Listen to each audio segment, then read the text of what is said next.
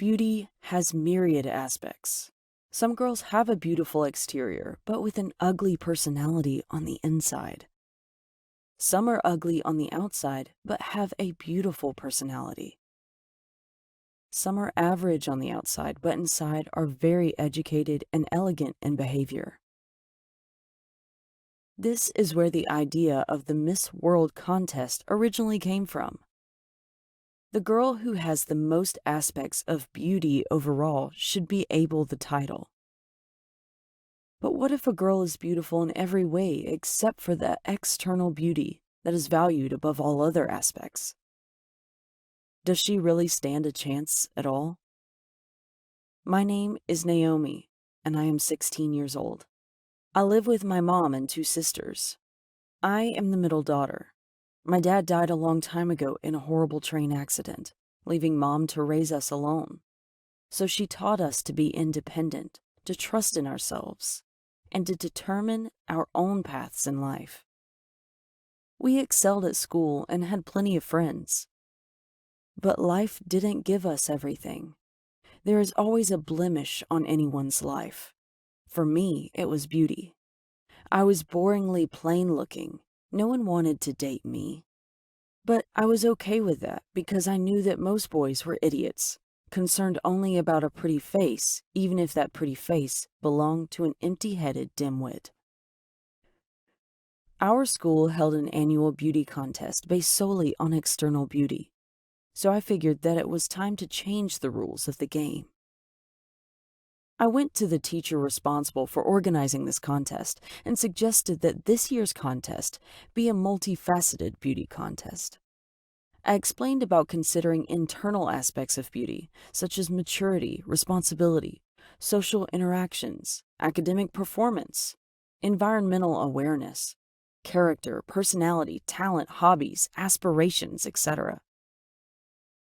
The teacher smiled and told me that she didn't have the control in this matter, but said she would speak with the principal. She asked for 2 days to try to persuade him. The 2 days crawled by at a snail's pace, but I was rewarded by my new rules adopted for this year's beauty contest. It would focus on both the inner and outer aspects of beauty. The student body was divided on the issue. My group cheered the new rules, but Emily's group hated it. Emily had won the school's beauty contest for the previous 2 years. She was as beautiful as a Walt Disney princess. Long blonde hair, lovely soothing voice, green eyes, elegant posture, but snobbish, vapid, shallow, narrow-minded. She testily asked the air, "Whose idea were these stupid new rules?" "Mine," I answered simply. She glared at me and told me that the old rules had been the standing rules for eons and couldn't be changed. But I corrected her by telling her that everything changes. She dismissed me with a wave of her hand by telling me that it didn't matter, that she was a shoo-in to win anyway, regardless of any stupid rule changes. I read the flyer about the contest and the new rules. One facet to be evaluated was how well a student contributed to the school's goals of fostering kindness and learning. Another facet was one's talent and hobbies like poetry, drawing, acting, or singing. Another was general knowledge of the world. And yet another was about etiquette, politeness, and manners. I put my plan into motion to win this contest from vain, brainless Emily. Still, she seemed so confident that I felt like I had no real chance of actually beating her. The contest, which would span several days, began. The first phase of the competition was on the social aspects of beauty. Emily chose to woo the students by distributing roses and chocolates to them. In addition, she flirted with the more popular boys to get them and their friends to like her. Other contestants distributed different things to students. I needed to do something distinctive and unexpected, something genuinely useful. So I summarized the semester's school subjects for the students so they could study more easily and efficiently for their final exams. I also asked Mom to prepare healthy lunches for them. My ideas were well received. The next phase was general knowledge. The judges paired everyone with a rival. The winners of those pairs would then be paired repeatedly until only one winner emerged by elimination. I was paired with Emily. Favoring her external beauty, the judges asked her easy questions. Me? I got the challenging questions. But despite this biased treatment, I answered all the questions correctly. The next part was about artistic talent. Emily was an excellent actress. Imagine that. She portrayed a stage scene and won well-deserved praise for her performance. My talent was drawing. I drew an intricate drawing and recited a poem. My heart was pounding during my poem recital, but I managed to receive vigorous applause. Emily was staring daggers at me. If looks could kill, my death would have eliminated me from the contest at that very moment. The next phase of the contest focused on costumes. I told Mom that I didn't see how I could possibly be Emily, but she continued to encourage me and believe in me. Her words inspired me. When I woke up that day, I was surprised by a new dress in my closet. It was so stylish and fit my form perfectly. It made me look like Cinderella. I wore it and went to the school. All the girls were beautifully dressed, as was I'm happy to say. I did well in this phase. The final phase would be judged on external beauty. The judging began, and all the contestants were so beautifully made up, with expensive hairdos and elegant sparkly dresses, that my spirit plummeted as my chances of winning seemed almost nil. Then suddenly, I had a crazy idea. I whispered in Mom's ear and went into the restroom. When they called my name, I walked up onto the stage in clean, neat, everyday school clothes, with no makeup and no fancy hairdo. Just plain old me. I asked the judges for permission to speak, and they allowed it. Directing my speech to the students present, I explained that my external appearance was not what true beauty was about. Yes, I could dress up and smile for one day to impress the judges. But what about the other days of the year? People's outward appearance should be respectful, decent, and proper all the time. When I finished my speech, it was met with enthusiastic applause, even by the judges.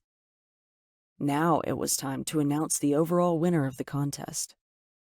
As is typical, they announced the third-place winner, then the second-place winner. I hadn't heard my name yet and was sure that Emily's name was about to be announced for first place. When I heard my name announced for first place, I screamed with joy. I couldn't believe it. Everyone was cheering for me, and Mom was looking so proud. After the contest was over, a shy but well-mannered and well-behaved boy came over and asked me for a date. I turned toward Emily and smiled sweetly. She didn't return my smile. Well, long story short, a plain Jane, me, won the overall contest and proved that even an ugly duckling can be loved for its inner beauty. I am Matthew, 21 years old, and I must tell you something. I am a madman. I need treatment. But what kind of treatment is there for my kind of madness? You see before you a man with torn clothes who speaks to himself all the time. I used to be a doctor, but I left medicine to pursue aromacology. In case you were wondering, aromacology is the study of fragrances, such as scents of flowers and how they affect people. Let me tell you my story. My parents were very proud of me because I was intelligent, well-known, and well-respected at my university. I earned high marks in all my courses. Dad wanted me to join the College of Medicine because he had always dreamed of my becoming a doctor, and I felt that I couldn't deny him that. My parents did their best to make me happy and to help me achieve Dad's dream. But to be honest with you, medicine, engineering, the arts, none of these interested me at all. They weren't my dream. I loved flowers and their fragrances, like rose and honeysuckle. I would extract fragrances from them and give them as gifts to my friends and family. They all really enjoyed these aromatic gifts. My dilemma was that I had to find a way to tell Dad that I would rather study botany, plants, and aromacology, fragrances, over medicine any day. I knew he would think that I was crazy to give up the lofty study of medicine to work with flowers, but what can I say? I have loved flowers and fragrances ever since I was a youngster. I have always been fascinated by exotic flowers and scents. Learning how to make fragrances from flowers required me to meet with a lot of people who worked in this field. One day, I had to face the moment I had been dreading because my parents had arranged a large social gathering to celebrate my success at the university and my joining the College of Medicine. Dad asked me to tell everyone about my ambitions as a doctor. I suddenly knew that the moment had come when I needed to make my startling announcement to my parents. I told the audience I had decided that being a doctor was not for me and that I was going to change my field of study. Dad looked at me with an astonished look on his face, and then he began laughing. He thought I was joking. Then I turned to him and said, "Dad, I'm not joking. I'm serious. I want to study flowers and fragrances, similar to the types of gifts I've given you before." The audience suddenly got very quiet. They could sense that this was an epiphany for my parents. The embarrassment and shock in the air was palpable. Dad looked at me and said with an affected smile, "Matthew, you were born to be a doctor. Forget all this nonsense about silly flowers." A little testily, I said, "Dad, extracting fragrances from flowers is not silly." Dad said, "Bah, forget about that." The party spirit was somewhat subdued after this testy exchange. Regardless, in deference to Dad, I began studying medicine, but most of my energy and attention was directed towards flowers and their fragrances. Sometimes I would spend time with my medical friends, and sometimes with my aromatology friends that I had met earlier. I spent my first year in medical college earning high marks as usual, but I had no passion for it. It neither excited nor interested me. There came a day when I had had my fill of medical studies and just couldn't take it anymore. So I decided to leave the College of Medicine to pursue my true passion, flowers and fragrances. When I told Dad of my decision, he was very upset, cursing at me and accusing me of being mad, insane, crazy.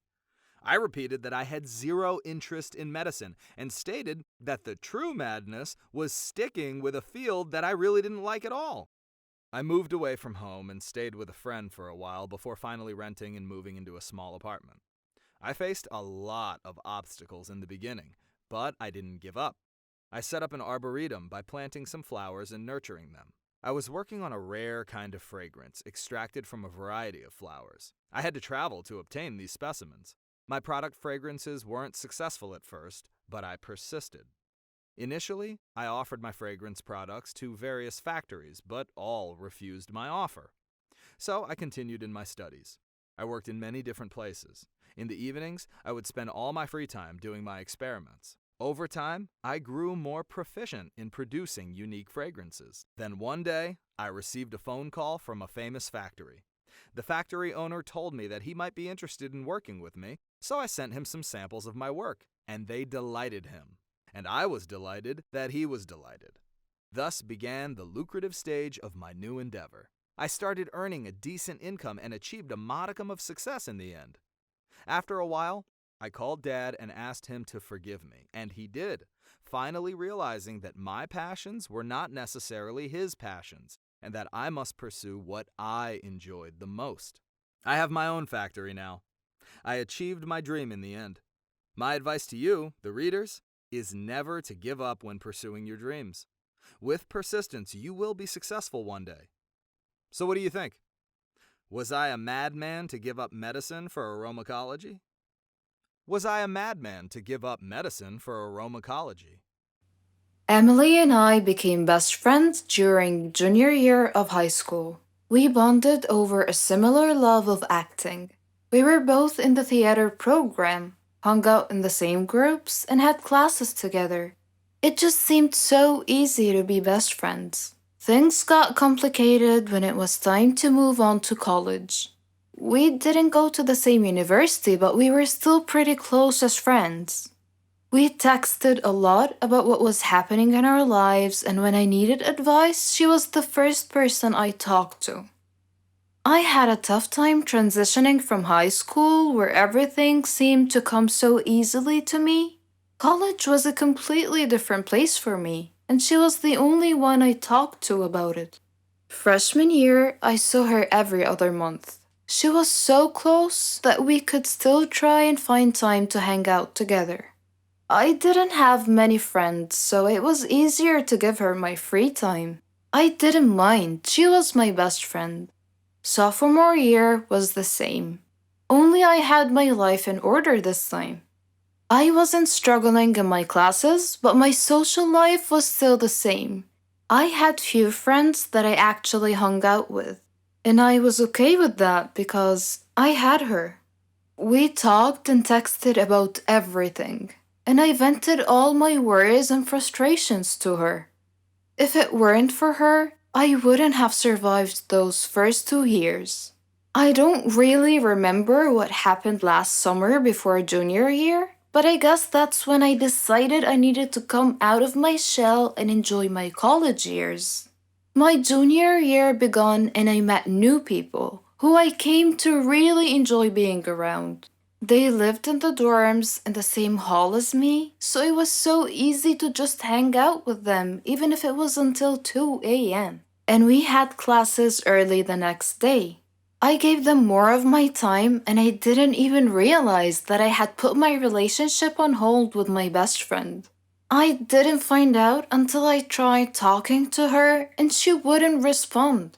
I found out later from my sister, who was also good friends with her, that they had talked about how I was ignoring her.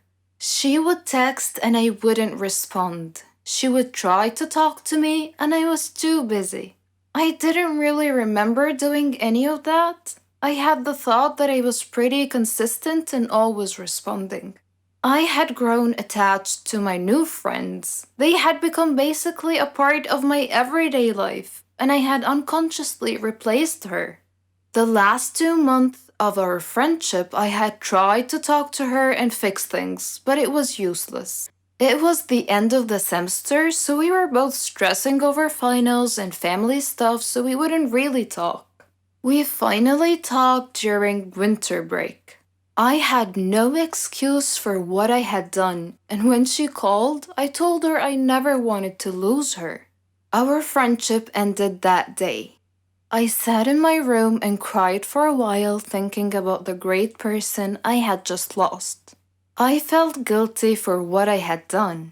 I had moved on without telling her, and that's where I messed up. Later that night, I came to a decision that from now on, I wouldn't take friendships so lightly, even if they were long distance. She was a very important part of my life, and I regret letting her go. I hope one day I have the courage to let her know how important she was to me. She did so much for me, even if it was a simple text to see how I was. I still hold hope that one day we can be friends again. That's not the whole story, though. Emily lent her ears to a group of girls, and instead of trying to get me back to my senses, she let someone steal her from me. I was so ready to try to make things up until I heard her side of the story. I just want to give her a giant thank you. And yes, I was bitter. So very bitter when I found out the real reasons as to why my best friend wasn't talking to me as much. I was mad at her and I blamed her for everything. I blamed her for the lost times that I had with her.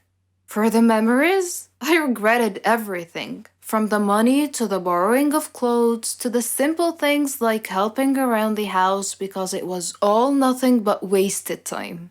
I blame you, Emily. I want her back. I want my best friend back in my life and doing things with me such as makeovers, going on trips, double dates, shopping together, things that normal best friends do. But I couldn't because Emily chose to be with other friends. I don't need her. She chose to leave me. She chose not to be my friend after this girl decided to run her mouth and tell little lies. Emily ended our friendship. The other girl only played a part in it. Emily took her in though, and I have to thank her for that. She must not have been a true friend if, in her eyes, she could up and leave with no real reasoning behind it, or an explanation. How can someone just forget that someone in their life once existed? It's cruel to do that to a human being. Human beings are made to feel wanted, which that is not it. And as for the girl who stole my best friend, please make sure you're there for her when she and her boyfriend go through a tough time together. Make sure you're there to talk to her when she's having doubts about college, or even if her family is nagging at her. Make sure you're there for her makeover sessions, shopping sprees, or just movie nights. Hold her when she cries over Beauty and the Beast. Just be the best person you can for her. I know that she needs it more than ever, because that is what she deserves. I really don't think I will ever be over this. She left me over a stupid reason for something you caused. And it's okay. You live and learn. Someone once said, some people may leave, but it's not the end of your story. It's the end of their part in your story. I'm always going to treasure our friendship, even though things weren't just meant to be. Your best friend is your best friend for a reason, and it should not end in the way mine did. Remember all the moments that you had, because one day you may outgrow each other or move on to other things. I am addicted to food. I suffer a lot. I need help. I've tried to give up, but I fail every time. Hamburgers. Who can give up eating hamburgers, especially with barbecue sauce? I didn't mind this kind of addiction, but I'm getting ahead of myself. Let me begin by introducing myself. I am Patricia, 15 years old, living with my parents and my brother. I lead a quiet life. No interests, no hobbies, except for eating, that is. Food is my faithful friend. It never leaves me. It is my partner, my soulmate. But having food as your soulmate has insidious side effects. A dark side, if you will. It denies me a healthy life, robs me of the energy to play, and causes me to sleep excessively. I would much rather stay at home with a bag of potato chips than go out and exercise. My soulmate ultimately betrayed me, though, last Thanksgiving at my granny's home. She lives in a state nearby. Granny was a clever doctor, and an excellent cook at that. She could conjure up something really delicious. On that day, she had prepared barbecue turkey with nuts and other secret recipe ingredients. The taste was so great, as if it had descended from heaven itself. I felt like I was fighting a food war, and I had to win at all costs. I ate and ate and ate. I don't know why, but I just couldn't control myself. I attacked that turkey like it was the last on the planet. But every culinary war with a worthy adversary, such as the barbecued turkey, has its own unique type of casualties. Suddenly, I found myself unable to breathe. I fell to my knees and passed out. The turkey had won. I woke up later in the hospital, though, still clinging to an unfinished turkey leg. The doctor told me that I was gaining way too much weight. He said that I should be put on a diet. Diet? Man, how I hated that word. It hung over my head like the sword of Damocles. It meant depriving me of my passion, my reason for living. I considered eating vegetables in small amounts to be the worst form of cruel and unusual punishment, the worst form of torture imaginable. Imagine thinking of a wonderful, greasy, cheese-laden pizza with all the toppings, and then suddenly opening your eyes to find a healthy green salad bowl. But I had reached a turning point in life. One day, my brother was playing on the street, while I was sitting at home gazing longingly at a tempting piece of cheesecake, just sitting there, taunting, daring me to eat it. I struggled mightily to resist the urge, but in the end I succumbed and wolfed it down like a starving animal. Shortly afterwards, I began feeling dizzy, but I was unable to call for help this time, and then I passed out again. I was taken to the hospital. While lying in the hospital bed, half conscious, I overheard the doctor say to someone, she needs to stop eating or it will be the death of her. I thought to myself, whoa, death? So I made up my mind right then, right there. I resolved to fight a new war, a war against my appetite. On our way back home, I told my father that I wanted to see a nutritionist. He was delighted to hear that. Later, at the clinic, the doctor welcomed us in. She told me how to overcome my eating fetish. She gave me a strict diet regimen with a schedule full of healthy meals. I kept telling myself that winning this war was possible. I simply had to be patient and persevere. I stuck to the strict diet and did some physical workouts. My parents supported me wholeheartedly. I was enthusiastic. I can totally do this. A week passed quickly, and I eagerly visited the doctor to receive some good news. When the doctor weighed me and told me that my weight hadn't changed at all, I was crestfallen. She looked at me and asked me, how was this possible? I told her I didn't know, because I was following her diet thoroughly, though it did require a tremendous effort on my part. Another week passed, and again I went to the doctor. The results were the same.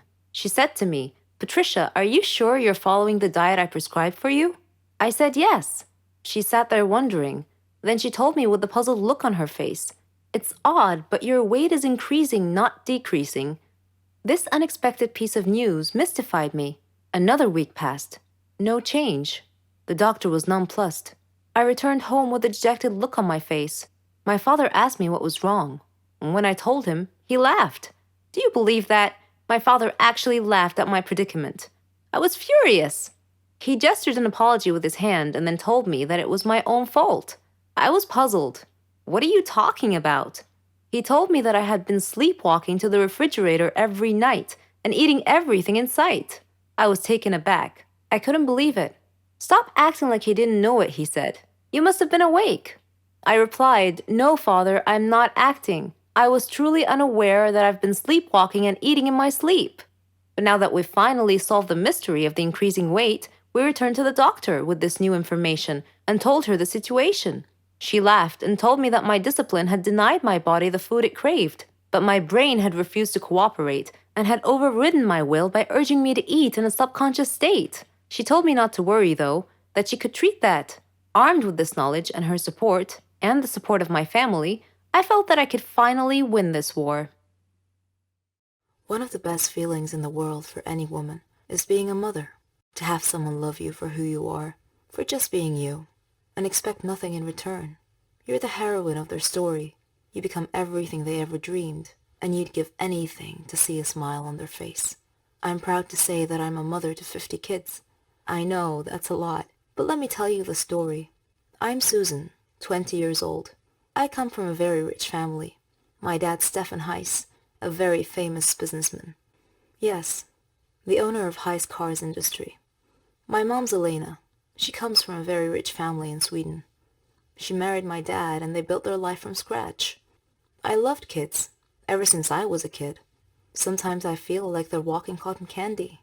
Their laughs, their mischief. All the kids in our family loved me, and I loved them. Even my aunts said that I'd make a great mother someday.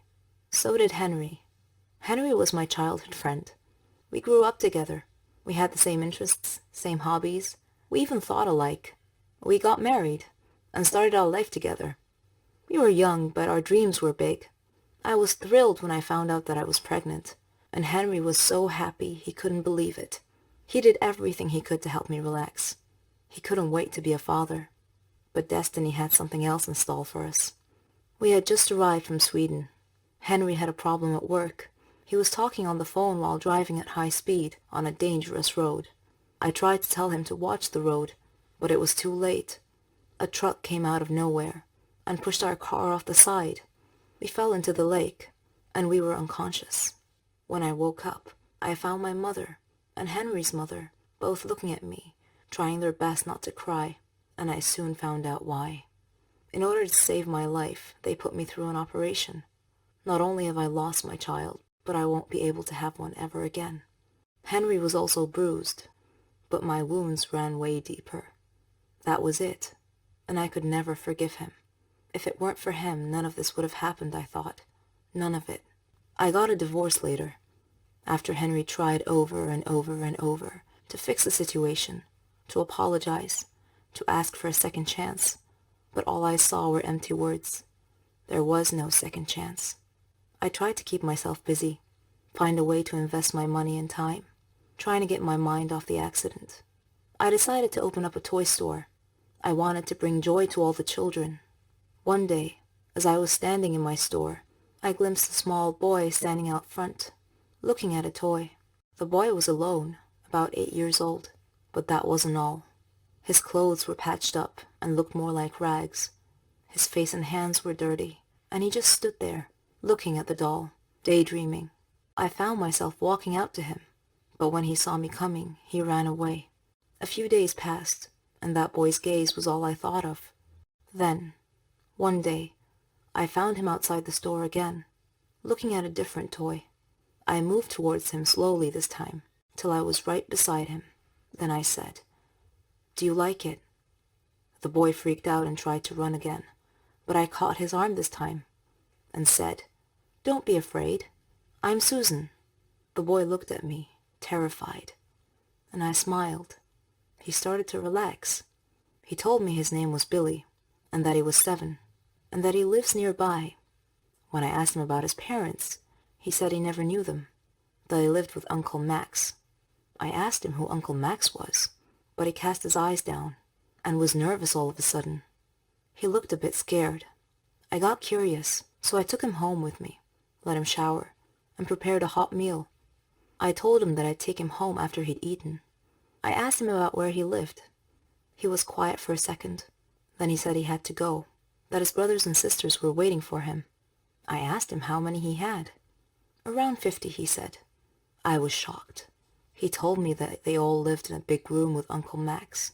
"But how is this Uncle Max able to look after you all?" I asked curiously.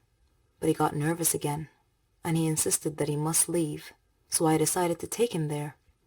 Maybe it'll help clear some of the mystery, I thought. I drove, and Billy was guiding the way, until we got there. The place was a bit far from all the other houses. It looked more like a dump, with some sort of shack built on it. A man was standing in front of the door, holding a kid by the arm and beating him senseless. The boy was younger than Billy, and Billy was shaking next to me, mumbling to himself, "He's gonna hit me too. I'm so late." Then he turned to me and said, "Bye, Susan. You have to leave now, quickly." And then he ran towards the shack. I backed up the car and stood nearby to see what happens. The man hit him hard across the face, and I heard him say, "Where's the money you stole today, boy?" Billy turned out his empty pockets, and the man dragged him inside by the collar. I wanted to help, so I decided to call Henry, who was more than happy to answer my call. I told him what had happened, and he came to me. We approached the shack together slowly and looked through the window. A lot of children, ages from 3 to 7. The place was a real dump. The man was sitting at a table. It had food and drink. Billy was dragging a heavy sack on the floor, and another kid was carrying a cup to bring to the man, who snatched it out of the boy's hand. Then he got up and started waking the rest of the kids, telling them to get out there and bring him money, that they would face a real nightmare if they didn't. I wanted to barge in, but Henry stopped me. He called the police instead. The police came quickly, and they caught the man. Apparently, he kidnapped these children from parks and surrounding areas, so they could steal for him, and he would starve them and beat them. The police didn't know what to do with all the children, and I felt like this was my second chance. I told the police that I would build a home big enough, and I would take them all in, to give them the care and love that they deserve. And that is how I became a mother to 50 kids. We lived with a monster who knew no mercy. He would hit and insult us all the time. I wished him dead on a daily basis. He would kick me out of the house often. But as we all know, there comes a turning point in everyone's life that either ends in success or tragedy. Oh, I forgot to introduce myself. My name is Lara. I am the middle sister among 4 siblings. We lived with a cruel father, whose bad behavior had long erased any kind memories we may have once had for him. Our mother was kind, lovely, and responsible. She used to take care of us in every way, but she finally had to abandon us because she just couldn't take any more of father's abuse. I remember the scene vividly to this very day. There was a big fight between my parents. At the end of it, mother had opened the door while holding a suitcase.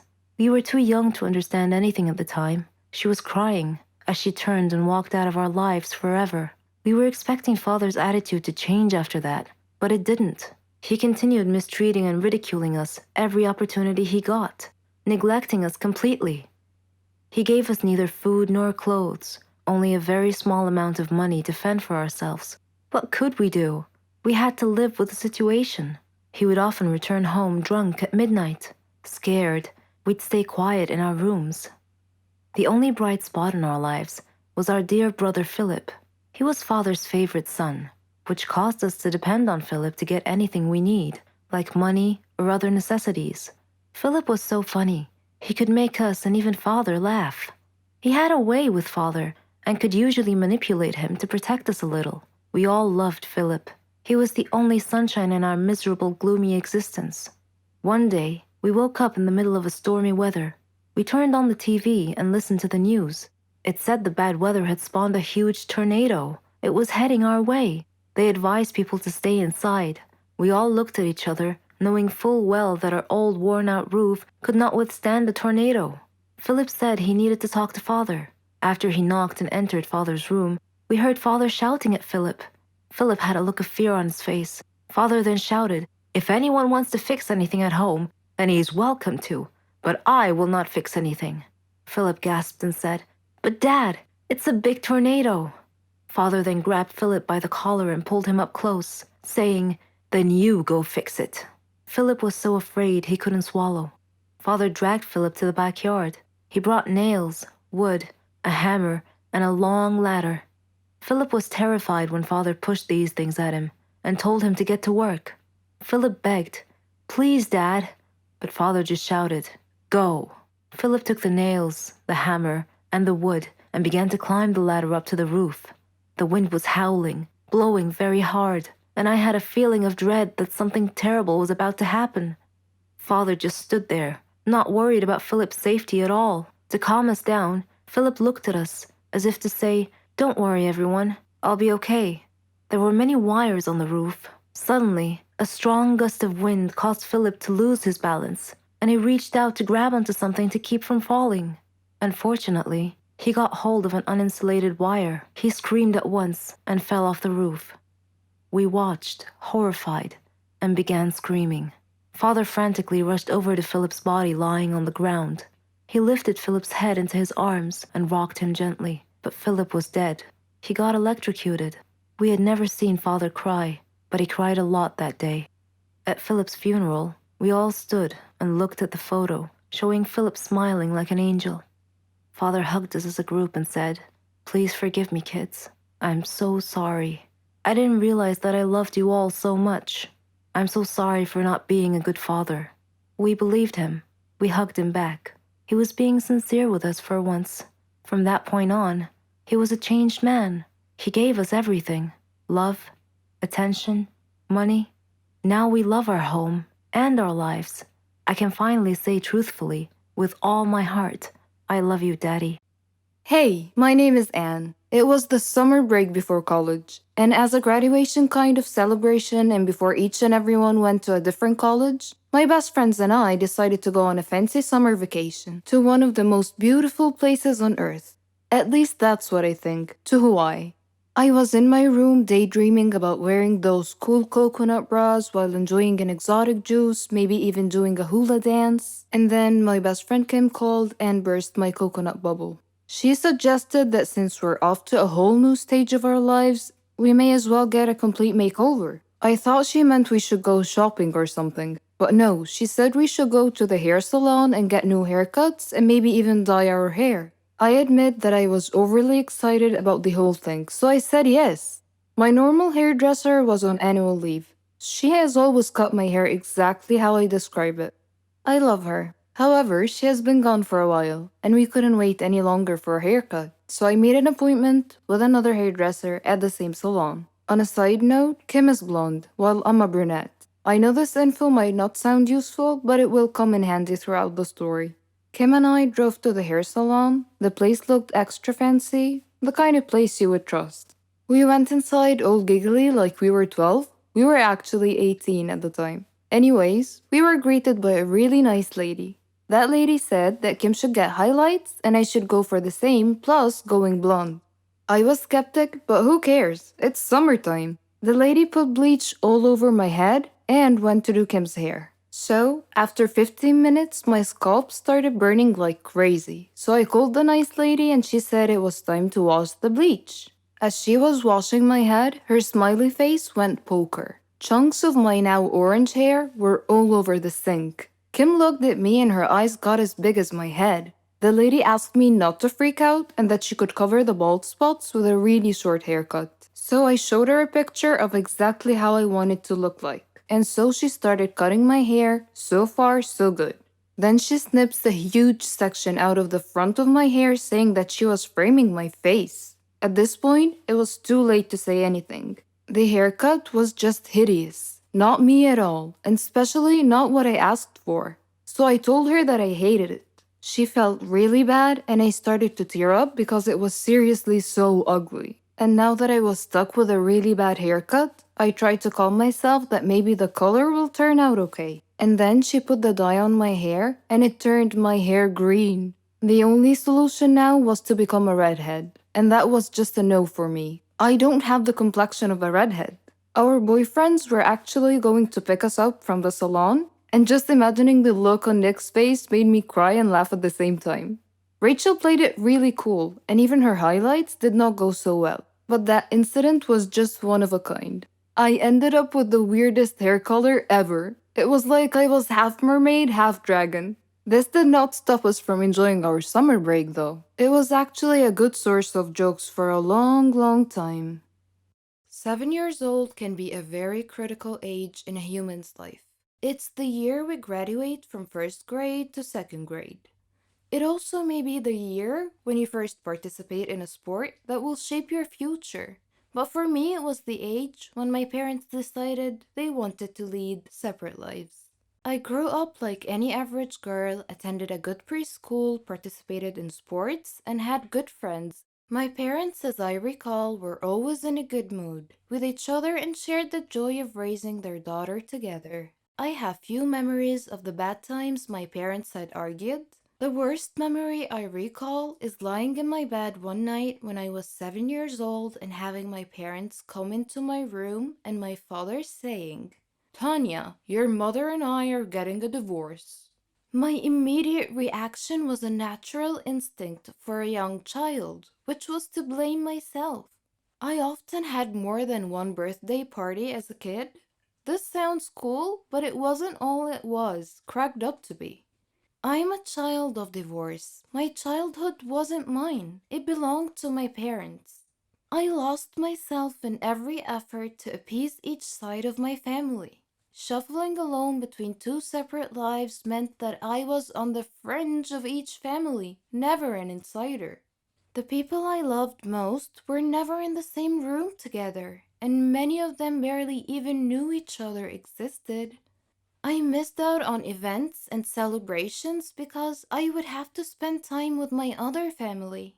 Children of divorce learn to cope with these struggles and instability by the age of 10. I no longer wanted to deal with it. I didn't want to live in two different homes with two different bedrooms, different clothes, different toys, different friends, and even different rules. I was a 10-year-old caught between a rock and a hard place. So one day I told my dad that I didn't want to visit anymore. It was a courageous and ignorant act, to be honest. We will never know if it was the right decision or not.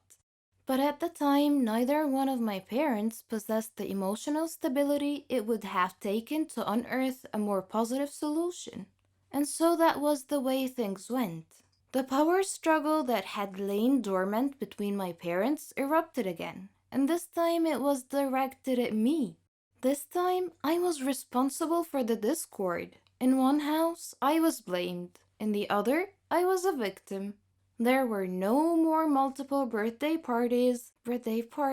Instead, there was stability and consistency in one house, anger and avoidance in the other. Choice is met with consequences, and as time went on, I fell out of touch with my dad's family. It's hard to stay in touch with people connected to someone we have pushed away. Cousins I used to play with were erased from my life. We never visited again. Was that because it's best to keep served ties cut? Or was it my punishment for being a horrible child? All I knew was silence and loss. When I was in my early teens, my mom remarried and I met new cousins. I learned new Christmas traditions and sat with new kids at the dinner table. Instead of being ushered from one family to the other, life settled down. Even though I heard from my dad only once or twice a year, life was fairly stable. But that changed again when my mom and stepdad split up during my first year of university. I tried to keep in touch with my family members every time I went home for the holidays. Again, I tried to please everyone while anxiety flooded my thoughts. Whom should I spend Christmas Eve with? Should I visit with this family or that one? Will they be offended if I don't make time to see them? Will they be offended if I don't bring presents? I would have loved to have everyone drop by and visit me, but that would not have gone very well at my mom's house. Instead, I diligently visited everybody on my own, carrying thoughtful little presents I bought on my student budget. I would make small talk and feel like an outsider. I was always the awkward guest, never the welcoming host. For 10 years after I graduated from university, I lived away from home. Not a single family member from any one of my 4 families, save for my mom, came to visit, called, or even let me know when they flew through town. Yet, every time I went home for Christmas, I scheduled visits, bought presents, and made time to see as many people as I could. I did this to make them feel good, not me.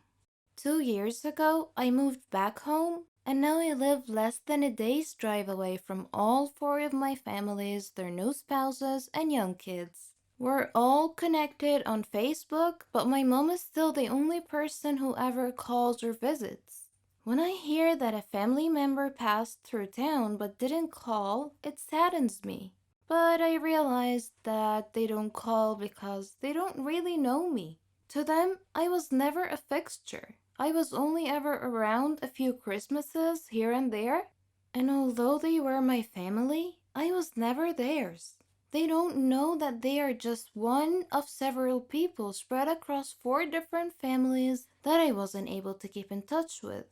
Sometimes divorce spreads us too thin to make anything real, lasting family connections. This summer, I am getting married and starting my family. I'm trying not to have too many expectations. I know no family is perfect, but my soon-to-be husband is the king at keeping in touch with people.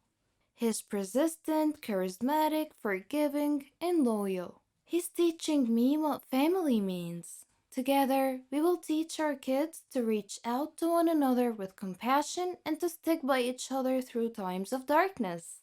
I'm looking forward to joy and friendship with my new family, and I plan to do everything I can to stay married. Why am I covering my face, you ask? Why would I wear a hoodie and cover my face with a veil? Your brain is probably going to go for the obvious. Illness, health issue, ugliness, or maybe an old wrinkled face. But that's not exactly true. Let me take off my hoodie and remove my veil. There, see? I'm actually not that bad. Well, except for those large, smooth, white spots on my face. I have a skin condition called vitiligo. I'm Bella. My name is supposed to mean beautiful. I'm 17 years old, yet people view me as a monster because of my appearance. People shy away from me. They think they can catch whatever it is I have. They fear me, but they have no need to, really. Vitiligo is harmless, nothing more than a skin pigmentation defect. It is not contagious, and it won't rub off you. But society fears those who are different. No one wants to be near me. I have only one friend. Her name is Laura. Before I developed vitiligo, I had a great childhood. I used to laugh, play music and sing, and I had many friends. My parents and my friends enjoyed my singing and thought that I might become a famous singer one day. My hobbies included reading, watching movies, and playing sports. I excelled in gymnastics and even won a few awards. The days passed merrily. Then one day, I mysteriously got a headache and became fatigued, and I noticed a white spot on my body. I showed it to my parents, and they looked worried. They took me to the doctor, who examined me and diagnosed the problem as a skin disorder called vitiligo. My father was concerned and asked the doctor if it was dangerous. She explained to him that it was harmless, just a skin discoloration issue. My mother asked if it was contagious, but the doctor said no, not to worry. It can't and it won't spread to anyone else. I felt like I was in a dream that turned into a nightmare. The doctor tried to reassure me that it was simply a skin disorder, not a disease, and that it could be treated to some extent. It initially spread all over my body from shoulders down, causing me to wear long-sleeved blouses and gloves. Then one day, the spots appeared on my face. When my friends noticed the spots, I told them about vitiligo, but they didn't believe me when I said it wasn't contagious. They began to avoid me. Even my little siblings seemed to be afraid to hang around me. One of them even called me a monster. I hated myself, hated this affliction, hated my circumstances. It felt like I was all alone in the world, and nothing really mattered anymore. I gave up everything: music, gymnastics, reading. Though my parents encouraged me, I was totally depressed. But as the saying goes, if life gives you lemons, make lemonade. So I decided to try and make the best out of the hand that life had dealt me. Besides my parents, my friend Laura was the only person who supported me in accepting my condition and moving on with my life. Her support meant a lot to me. Sometimes we would spend hours sitting down without speaking. We felt comfortable and safe in each other's company. One day, Laura told me that she had a surprise for me. I told her that nothing could surprise me, but to go ahead and tell me anyway. She said there was a talent contest on a local channel, and that she signed me up to participate in it. I was shocked. I had long forgotten about singing. Laura enthusiastically told me that I had to get back into the habit of singing again, and that I needed to send them a recording of my singing. Initially, I resolutely refused, but in the end, she finally persuaded me to do it, so I submitted a recording of my singing. Laura was pleasantly surprised. She said my voice was beautiful. I sang a rather sad song, and after finishing it, she hugged me. She told me that the results would be released in 3 days. I waited anxiously, and I hadn't felt that way in a long time. 3 days later, I received a call from Laura. Her voice seemed sad, and I immediately knew that I had been rejected from entering the contest. But then she let her true excitement show, and she shouted in the handset that I had been accepted to participate in the competition. I screamed with joy. My parents heard the commotion and asked me what had happened. When I told them, they were ecstatic. I wanted to change people's minds about vitiligo, so I came up with a plan. The day of the contest arrived. The program would be live. My parents, Laura, and I went to the studio to await my turn.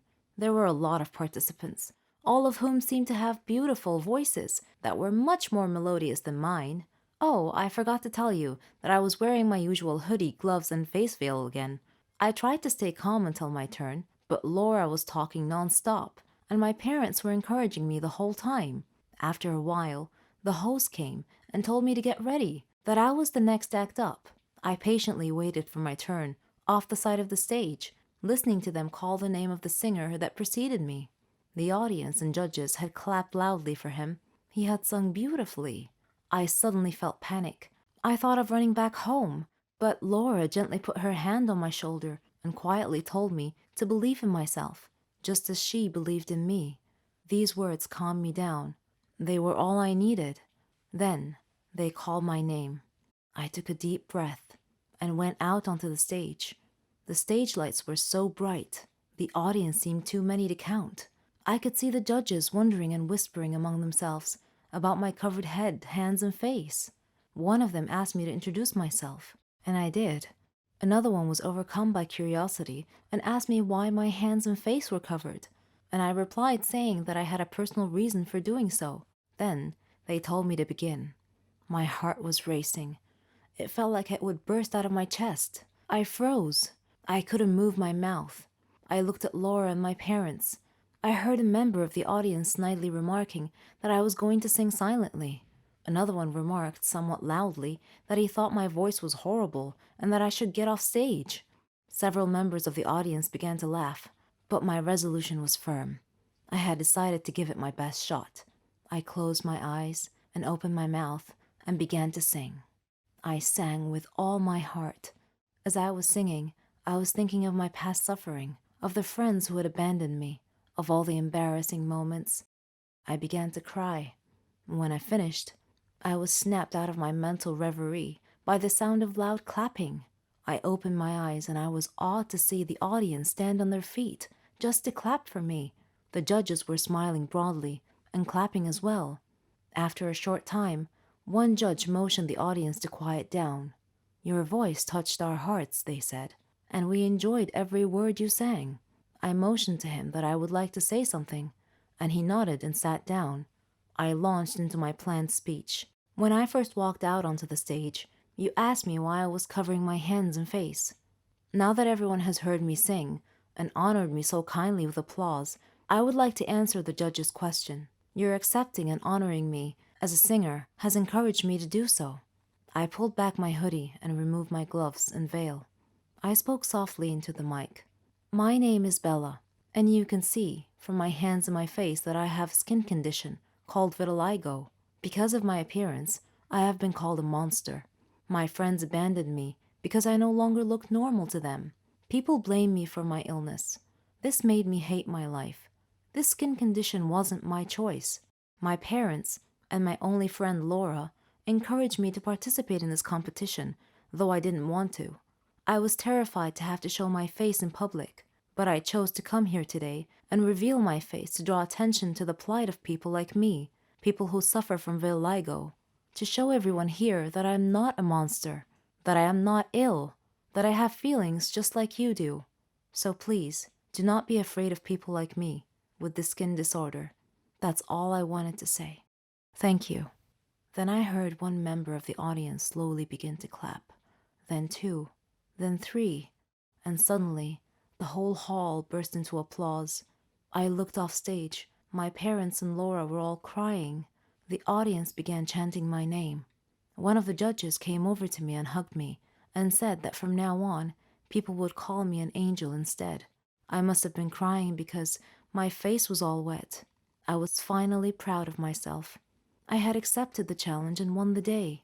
I was most definitely not a monster anymore. Could you live with yourself if you found out your whole life turned out to be a lie? That you are not who you thought you were? My story may strike you as a silly Hollywood drama, but every word of it is true, I swear.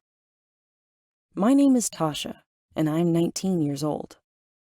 I'm in the 12th grade, and I live with my family in a posh mansion. I was an only child, so my parents spoiled me by giving me everything I could ask for. Love, protection, the finest education, material things. My father always worried for my safety. He was so protective that it annoyed me, though I loved him for it. I lived the life that every teenager could only dream about. I had a car, money, and the ability to travel the world if I so desired. The only strain on my existence, as it were, was when I discovered a secret about my life, which is what this story is about. It was the first day of a new school year. The school day was over, and I was walking home with my friends when I noticed a woman standing across the street. She was watching me closely, as if she knew me. Perhaps I resembled one of her friends or relatives. This situation repeated itself on many occasions. Her stalking of me made me feel uneasy, even though she didn't look threatening in the least. So one day, I decided to exit out of the back side of the school instead of the front side. Then I peeked around the corner of the school building to observe her. She was scanning the exiting students carefully, one by one. She looked annoyed that she couldn't find me. Then I sneaked around behind her and tapped her on the shoulder. When she turned around and saw me, her face lit up with joy. I told her that I had seen her watching me every day and asked her why she was doing so. It seemed that she wanted to burst into a lengthy conversation, but instead she stopped herself and calmly handed me a letter. Then she began crying and left me quickly. I resisted opening the letter until I got home, sat down, and got comfortable. Then I proceeded to open the letter. It contained a calendar date and a simple note. Research this date and you will know everything. I browsed the internet for events that happened on that date. There were many hits. One hit was a news article about a woman who had killed her husband. Her husband had been constantly abusing her and her baby girl, so the woman had sold her daughter to a rich man to protect her life. When her husband discovered what she had done, he began beating her severely, and in self-defense, she killed him. I was shocked to read that the rich man she had sold the baby to was none other than my dad. I felt like I was in an Asian Indian movie. I'm in a quandary as to what I should do. Do you have any suggestions? Any advice? Please. Hi, I'm Samantha. What is the biggest shock you have ever experienced in your life? Have you ever shocked your family, parents, siblings? What if you were to discover that the people you live with aren't really your blood relatives? Please listen to my story and advise me. I am an only daughter to a lovely, kind, and generous family. They have given me the moon. Our life was stable, and my parents would sacrifice anything to make me happy. I loved them dearly. But unfortunately, I've discovered a shocking truth. We were moving into a new home, a villa that my father had bought. I loved reading a lot, and I had a lot of books in my father's study. I entered the study to collect the books for the move. While doing so, I dropped some files from his desk. As I was gathering them up from the floor, I found a picture of me with a strange man. I thought he was perhaps one of our relatives, or a friend of my dad's. There was a date on the photo, which happened to be my birthday. My curiosity led me to look through the file. I found my birth certificate with my name on it, but the father's name was not the man that I currently knew as my father. There was also a photo of this man with my mom, as bride and groom, and a marriage certificate that had my mother's name and the name of a strange man. There was also a birth certificate that had my name and the name of my current father. Many thoughts flashed through my mind as I realized that my dad, whom I was living with, wasn't my real dad.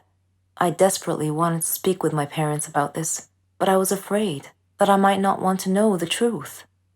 We moved to our new villa. My mood changed. I became gloomy and spent a lot of time thinking. My parents noticed my mood change and asked me what's wrong. I found the date of the man's death and I went to see his gravesite. There, I felt a hand on my shoulder. I was surprised enough to turn around and see my father. Mom was with him. After we returned home, they told me the story. The man with me in the picture was my real biological father, but he died in a terrible car accident when I was 3 months old. My parents showed me the related newspaper clipping. My mother was poor and couldn't make ends meet. She met my current father, who supported her and me. They subsequently fell in love and got married. He couldn't have children of his own, so he adopted me and gave me his name. This man gave me everything: love, encouragement, and support. He was as kind as a real father could be. I was shocked when I learned of all this. Should I accept and love this man as my father and stay with him? Or should I revere my deceased father in the picture as my father? I'm so confused. Do you think I should accept this truth and be happy with my current situation? What's your advice? Hello, I'm Sarah. Ever heard of a phobia before? Don't worry, it's not contagious or anything. It just means you're scared of something in particular. Places, people, things. I have a phobia, but I don't like to talk about it. And I definitely don't want to be seen in that state. I was in my second year at college. I had been very busy that semester because we had a lot of assignments, and it was fine. I mean, I liked studying and completing tasks, but I was never a nerd or a geek. No. I like to dress nicely too. I have my own fashion and style. It wasn't easy making friends though. There were 2 types of people at my school: smart nerds who couldn't care less how they dress, and complete airheads who dressed nice.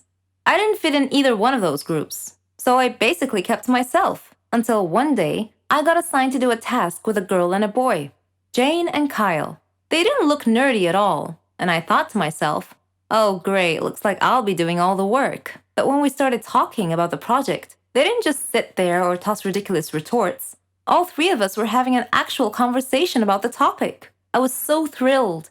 It finally seemed like I belonged somewhere. We became friends and did everything together. We could tell each other anything. Well, not everything. I had one secret from my friends. I never told them I had a phobia. Anyway, a year later, Jane moved to Germany with her parents. She was going to finish college there. So it was just Kyle and I now. All through college, we were the best of friends. We even did our graduation project together. On graduation day, Kyle and I were supposed to go out for dinner. He wouldn't tell me where, said it was a surprise. And what a surprise it was. He had picked the highest tower in the whole city to eat dinner at the very top. I don't have a problem with high places in particular. In fact, I'm sure I'll love the view if I ever make it to the top. No, I had a problem with the elevator. A phobia, to be precise. So we were standing at the base of the tower, and Kyle was happily listing all the great features and restaurants up there, but I didn't hear any of it. I was too busy fretting, frozen to the spot, desperately trying to find a way out of the situation. I couldn't say no to Kyle, who was all excited to go up the tower, so I clenched it in and tried my best to stay calm. We got in the elevator, and the doors shut. I couldn't control what came after that. I was terrified, screaming and shouting hysterically, banging on the walls, then falling to the ground. Of course, I don't actually remember any of it. Kyle told me later on. The last thing I remember was the elevator doors shutting close. When I came to, I was at the hospital. Kyle was sitting by my bed looking worried. When he saw that I woke up and that I was feeling fine, he started laughing at me, saying, "Why didn't you tell me you had a phobia?" I felt ridiculous and started laughing too. And then, out of nowhere, he proposed. It was his plan all along, although he pictured it at the top of the tower. All that happened 3 years ago. We're married now, and we have a baby girl. I'm being treated for my phobia.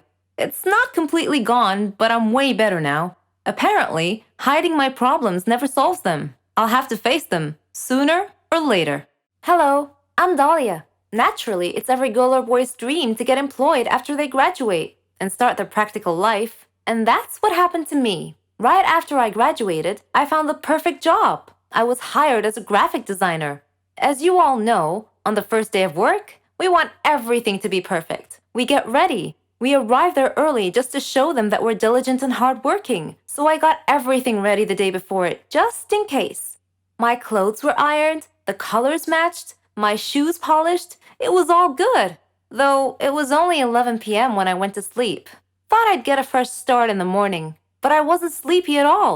I'm used to staying up all night. So I got up and I started watching The Fault in Our Stars. A romantic movie was bound to make me fall asleep. The movie was over after I cried through it, and I didn't feel the tiniest bit sleepy. Anyway, I ended up sleeping at 6 a.m. after a long night, and I was supposed to wake up at 8 because my work started 10. When I opened my eyes, I checked the time. 9:30? Oh no! I flew off my bed, jumped in the shower, got dressed, and ran out the door. I took my car, but there were traffic jams everywhere. It was a half-hour drive to work, and the traffic wasn't moving. I lost all reason, yelling at people hysterically, telling them to move out of the way. Finally, they started moving. Oh, it's not over yet. What better to make things worse than a flat tire on the highway? And not a single person stopping to help. So, for the first time in my life, I'm changing my car's tire. Needless to say that the clothes I prepared for hours were all black and so messed up. But I hurried off to work anyway. I got there at noon. I wasn't really sure if I should go up. I mean, I'm 2 hours late on my first day. I stood there fretting. Is my first day going to be my last? I'm so late and I look like heck. I checked my bag and I found my makeup kit. It was worth a try. I took my bag and I ran to the door, asking where the bathroom was. I tried my best to make it work. I took off my jacket. Well, it was better than before. All I wanted was to go to work looking like a human. I went to the secretary and I told her I was supposed to start today. She went in to tell the manager I had arrived, and that was it. I heard screaming and shouting. Where does she think she is? How dare she show up 2 hours late on her first day of work? She's fired! Where is she? The door opened and he stormed out. So handsome, so elegant. His tie went perfectly with his suit, and he just stood there staring at me. Then quietly he said, "Please, come in." His secretary looked confused. We sat in the office for about 2 hours. Or was it 3? I lost track of time. I started work that day. Turns out he was my neighbor. So we started going to work together, meaning, of course, I wouldn't have to change the tires again. But my life started changing too, a little at a time, and my work was going great. Ian was a great boss, and I felt like it was the perfect place for me. 4 months later, Ian proposed. I can't tell you how happy I was. We got married and now we have 2 kids, a girl and a boy. We still work together, helping the company grow. My first day at work wasn't the perfect beginning, but it certainly led to the perfect ending. If there's anything I've learned, it's to do your best, even if it seems impossible. I don't believe in ghosts, evil spirits, haunted houses, metaphysics, etc. I only believe in science and facts. But sometimes things happen that shred all your beliefs. I want to introduce myself. I'm Lisa. I'm 14 years old. I live with my mom, dad, and grandmother. And they're all very proud of me. I'm the leader of the science club at school, and I've been the perfect student for the past 2 years. My hobbies are reading, watching educational videos, and learning. I like to discuss matters with rational people, not those who believe in myths, aliens, ghosts, and other such nonsense. I personally think these people have mental issues. One morning, my grandmother passed away. I was sad for a long time because I missed her so much. On the day of her funeral, the whole city must have come to say goodbye. While the priests were praying, I noticed something peculiar about one of the graves in the graveyard. After the prayer ended, I approached the grave in question to investigate. There was some weird writing on it. Then, a wispy, transparent, smoky figure appeared out of nowhere. It said to me, "Do not get closer to Donna Median's grave. Beware." I shivered slightly and asked the apparition who Donna was. And it replied. Who was she? She was an evil witch who liked to scare people. She was burned at the stake as a witch, but before her death, she swore a curse that if anyone ever approached her grave, her ghost would haunt that person to the day they die. I did not laugh at the apparition's warning. Instead, I turned and returned home, thinking about what had happened. On a sudden defiant impulse, I decided to visit that grave that night to see for myself if the curse was real. I took my dad's flashlight and wore a raincoat. It was pitch black outside. The place was horribly unsettling at night, but I wasn't worried at all. It's not like it was real, right? I entered the gate to the sound of howling dogs and meowing cats. My blood ran cold, and a sudden chill ran through me. I turned on the flashlight and began searching for the grave. My hands were trembling so badly, I dropped the flashlight several times. Sometimes I would step on something crunchy, and I would shine the light downward, only to see that I had stepped on an insect. Sometimes I'd see a cat here and there. Then suddenly, I heard an eerie sound close by. I froze, not daring to move. Slowly, I pointed my light towards the sound and gasped as my light illuminated a dark, shadowy figure. It was about my height and dressed all in black. I spun around and fled as rapidly as my faithful feet could carry me. I dove into bed, but I didn't sleep at all that night. I even left the lights on. The next day, when I woke up, I asked my dad if graveyards had ghosts, and he wondered why I would ask such a question. I was embarrassed and laughed to hide my fear. I told him that I was just curious. That was all. Dad looked at me suspiciously, but continued. I've heard stories, he said, that some people have seen a ghost of a girl from time to time beside Donna Median's grave. I felt my heart sink, and I asked slowly, "Is she about my height and dressed in black?" He replied, "Yes, that's how I've heard the ghost described." "How in the world did you know that?"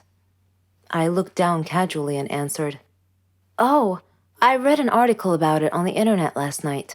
My head hurt just thinking about this ghost thing. I made up my mind to prove or disprove it once and for all. I called my friend Laura and persuaded her to come with me to the grave. The following night, we met at the stroke of midnight at the entrance to the graveyard. Laura was shaking and constantly casting glances right and left. The weather was rainy and gloomy. The ground was muddy, and cats were meowing everywhere. It would have made the perfect setting for a supernatural horror movie. While we were looking for Donna's grave, Flying bats would occasionally startle Laura, causing her to scream alarmed. As we approached Donna's grave, we suddenly heard a sound behind us. We both turned around at the same time and screamed. A ghost was glaring at us. It asked angrily, "What are you doing beside my grandmother's grave?" "Wait a minute. Are you girls?" She uncovered her face, revealing that she was just a girl, and a beautiful one at that. She told us that her name was Carmen and asked me to turn off the flashlight because it hurt her eyes. I did. Then I asked, "Who are you?" She replied, "I'm the 5th grandchild of Donna Median, the poor woman in this grave who has been wrongly accused." We both whispered back, "Wrongly accused?" She continued saying, "Yes, she was a victim of the Holocaust during World War II. Afterwards, she became a simple doctor who treated people who were afflicted with epilepsy. As usual, there are always some small-minded, superstitious people looking to make trouble for others. They accused her of being a witch because they considered epilepsy to be a disease caused by a demon's touch. I come here every day to put flowers on her grave. People have mistaken me for a ghost because I only come at night. I don't want people to know I'm related to someone they think to be a witch. I don't want to be shunned, scorned, or gossiped about." I tried to comfort her and calm her a little by saying, "Don't worry, Carmen. Your grandmother's spirit may be able to rest in peace if you tell people the truth now. We live in more modern times, and there's no need to worry. I won't tell anyone about you being the ghost. It'll be our little secret." Carmen laughed. She and I became good friends after that. Ever since that day, whenever I hear someone talking about ghosts, I just look at the photo I took of Carmen and I break out laughing. Everyone has his own unique gifts. God gave us these gifts to help us and society. Some people use these gifts for good, while others use them for evil. My story deals with this latter group of people.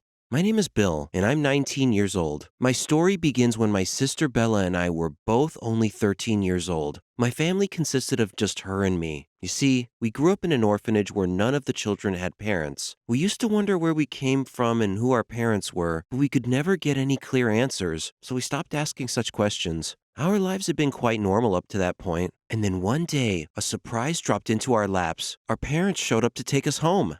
We were stunned. Huh? Where had they been all these years? Why did they suddenly reappear? When we meet them for the first time, they cried and hugged us and apologized profusely. They told us that they would tell us everything when they took us home. So home we went. They had a large house. Dad was wealthy, and Mom was very educated. When we asked why they had abandoned us for 13 years, they told us that they were too poor to raise us, but now they were much better off financially, and they were able to take care of us now. Bella and I had felt like we had won the lottery and gone to heaven. We even had servants. We ate food dishes that we hadn't heard of before. We visited beautiful places and lived like a royal family. We were enjoying our new lives immensely.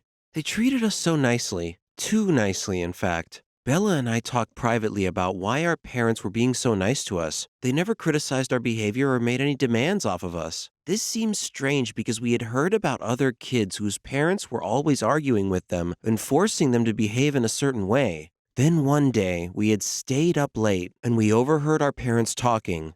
Mom said, "Now's the right time. They are in good health and can bring us a lot of money." Dad replied, "But I've grown fond of them." Mom said, "Your kind heart will land us in prison. We just need to take them to the arranged place so we can sell their hearts and kidneys to our affiliates."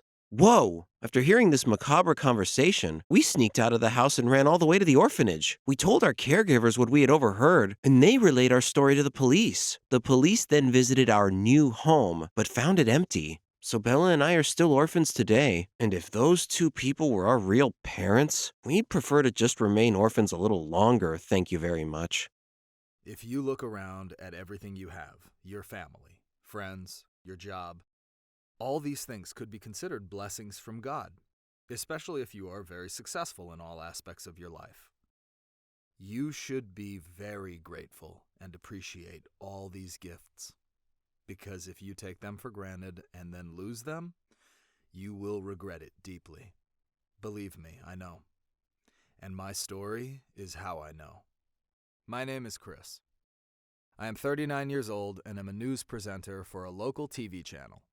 I grew up in a poor family. My dad was a low-paid laborer, and I had no desire to follow in his footsteps, so I decided to get a job in life as fast as possible to begin earning money early in life. I first worked as a grocery clerk in sales in a packaging plant. After that, I worked at a lot of different jobs, earning money to support my family and my studies. I earned good grades at my university in the Faculty of Mass Communications, so I would have a chance at getting my dream job of being a news presenter. And I succeeded. In my first job as a news presenter for a local TV channel, it was my duty to prepare programs. Being a news presenter had always been a dream of mine. I was young and wanted to be famous and well known as a TV personality. It was not as easy as I thought it would be, but I was finally able to eventually achieve my dream of becoming a famous news presenter. I was able to move my family into a bigger house. I married a girl whom I loved and with whom I had 2 children. My life was moving along smoothly in accordance with my plans in life. But fate doesn't like happy endings, it seems, and my life took a dark turn. Once I became famous, my work took more and more of my time and energy, and the added stress required to maintain that success at work began taking a toll on my personal life. I began losing interest in my family and started ignoring them, and my friends as well. Spending too much time at work caused me to miss important things in my life, like my kids' and my friends' birthdays, my wedding anniversary, time with my parents, and intimate time with my wife.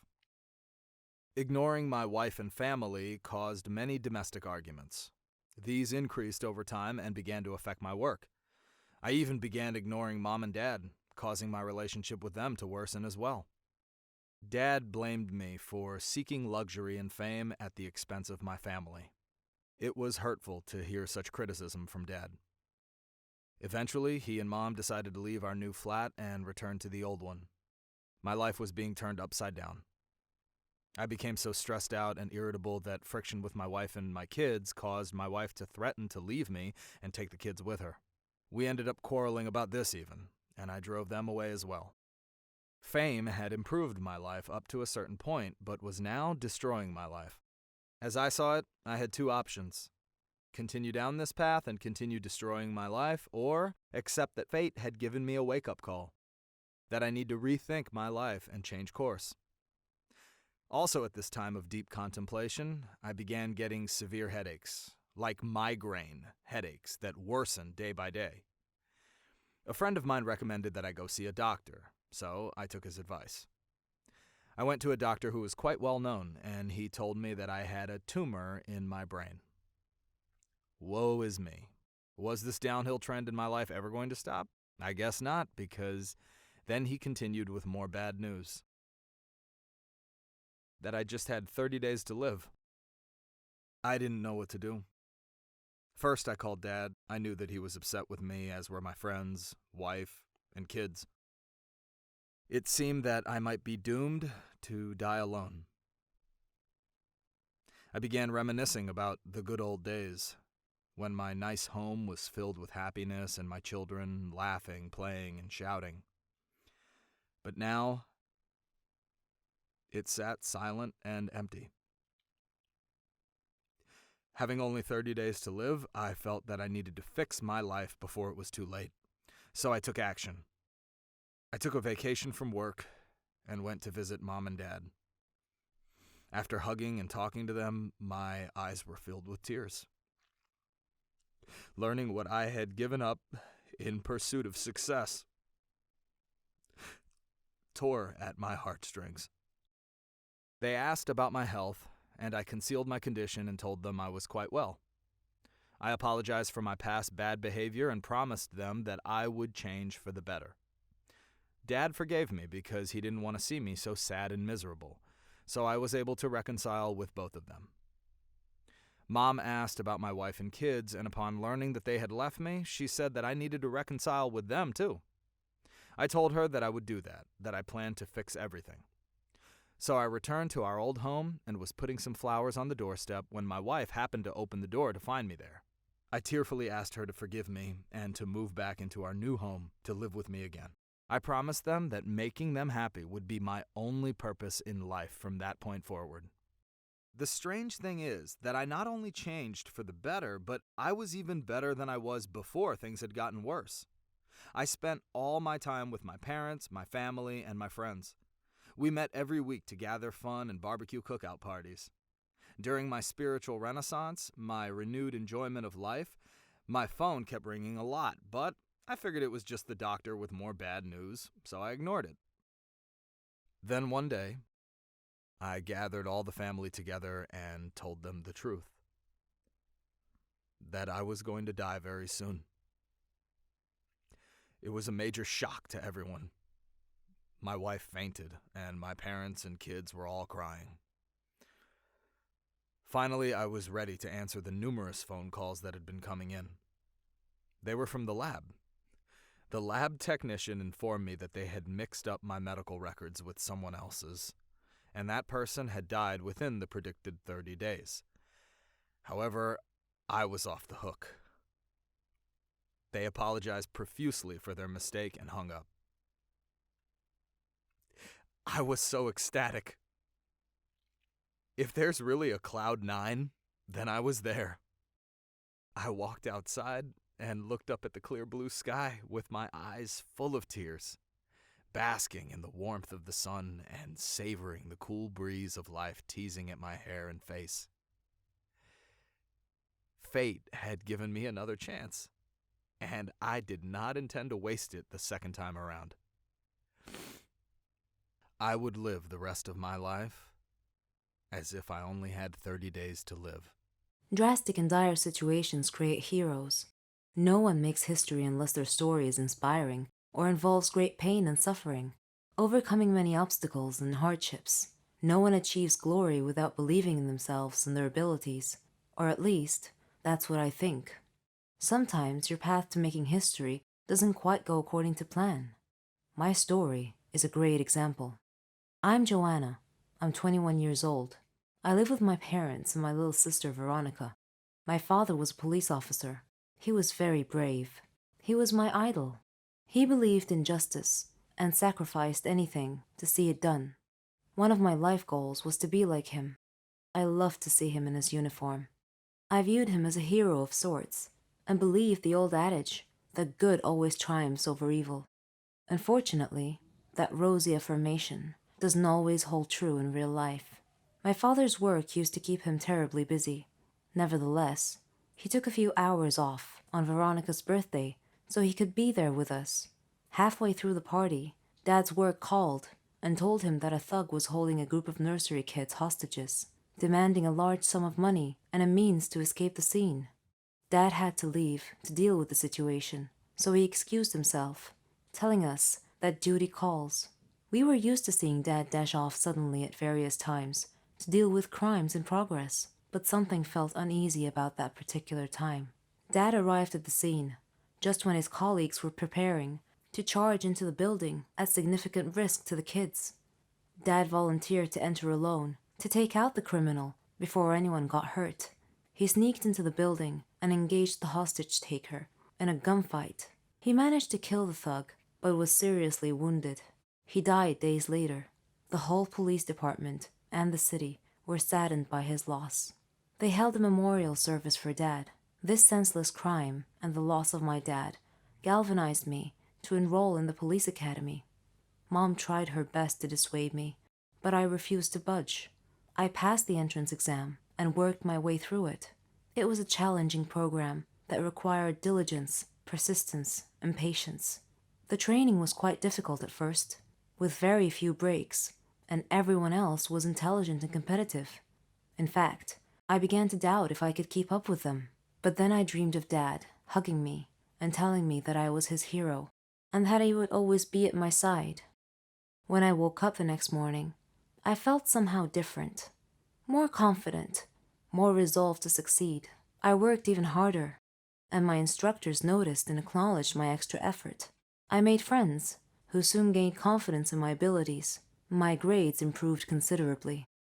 Graduation day came, and I anxiously waited to see what my first assignment would be. I was ready to tackle crime, to fight for justice, for all.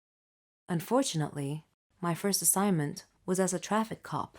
I was disheartened to see my peers get more prestigious positions, even though I had higher grades than they did.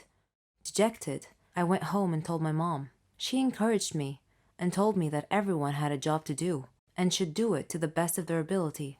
Rewards would come in time. She said she appreciated the work of traffic cops, who kept city traffic flowing smoothly during accidents and other abnormal situations. Her words helped me to accept my situation. Regardless, the work was boring, and I still envied my peers for their more important and more glamorous assignments. Life's just not fair. But remember those dire situations I mentioned earlier? Well, during one of my traffic control days, when a traffic light had failed, I noticed 2 black cars idling in front of a bank in a no parking zone. Initially, I thought it was the bank manager or some other VIP stepping into the bank for a quick stop. I turned my attention back to my traffic control and waved the cars waiting in the left turn lane to proceed to turn left. Then, I looked back at the bank and noticed that a man had gotten out of one of the black cars and stepped over to speak with the bank guard, standing outside the bank. Suddenly, he struck the guard and knocked him unconscious. Then the cars emptied as a group of masked men exited and rushed into the bank. These actions all occurred in quick succession. An armed robbery was in progress. I called the police station on my radio and reported the incident. The police quickly showed up and took the waiting car drivers into custody. The masked men had no choice but to remain inside the bank with the customers as hostages. They were trapped. They threatened that if they weren't let go free with the money, they would blow up the bank and kill all the hostages. My father's life and death scene played across my mind like a movie rerun. I watched the policemen discussing what to do. I felt that I knew more about these city blocks than they did, because I spent many hours every day plying these streets, directing traffic. So I volunteered to enter the bank alone. Since this was my beat, I knew that the bank had a secret entrance that the criminals couldn't have known anything about. Thanks to my police training, I was able to easily pick the lock on the secret door and sneak in through the back.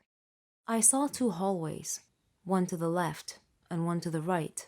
I decided to take the one on the left. I expected that the right one would lead me to the lobby, where the criminals were holding the hostages. As I moved stealthily, I heard a noise and discovered that I had reached the lobby instead.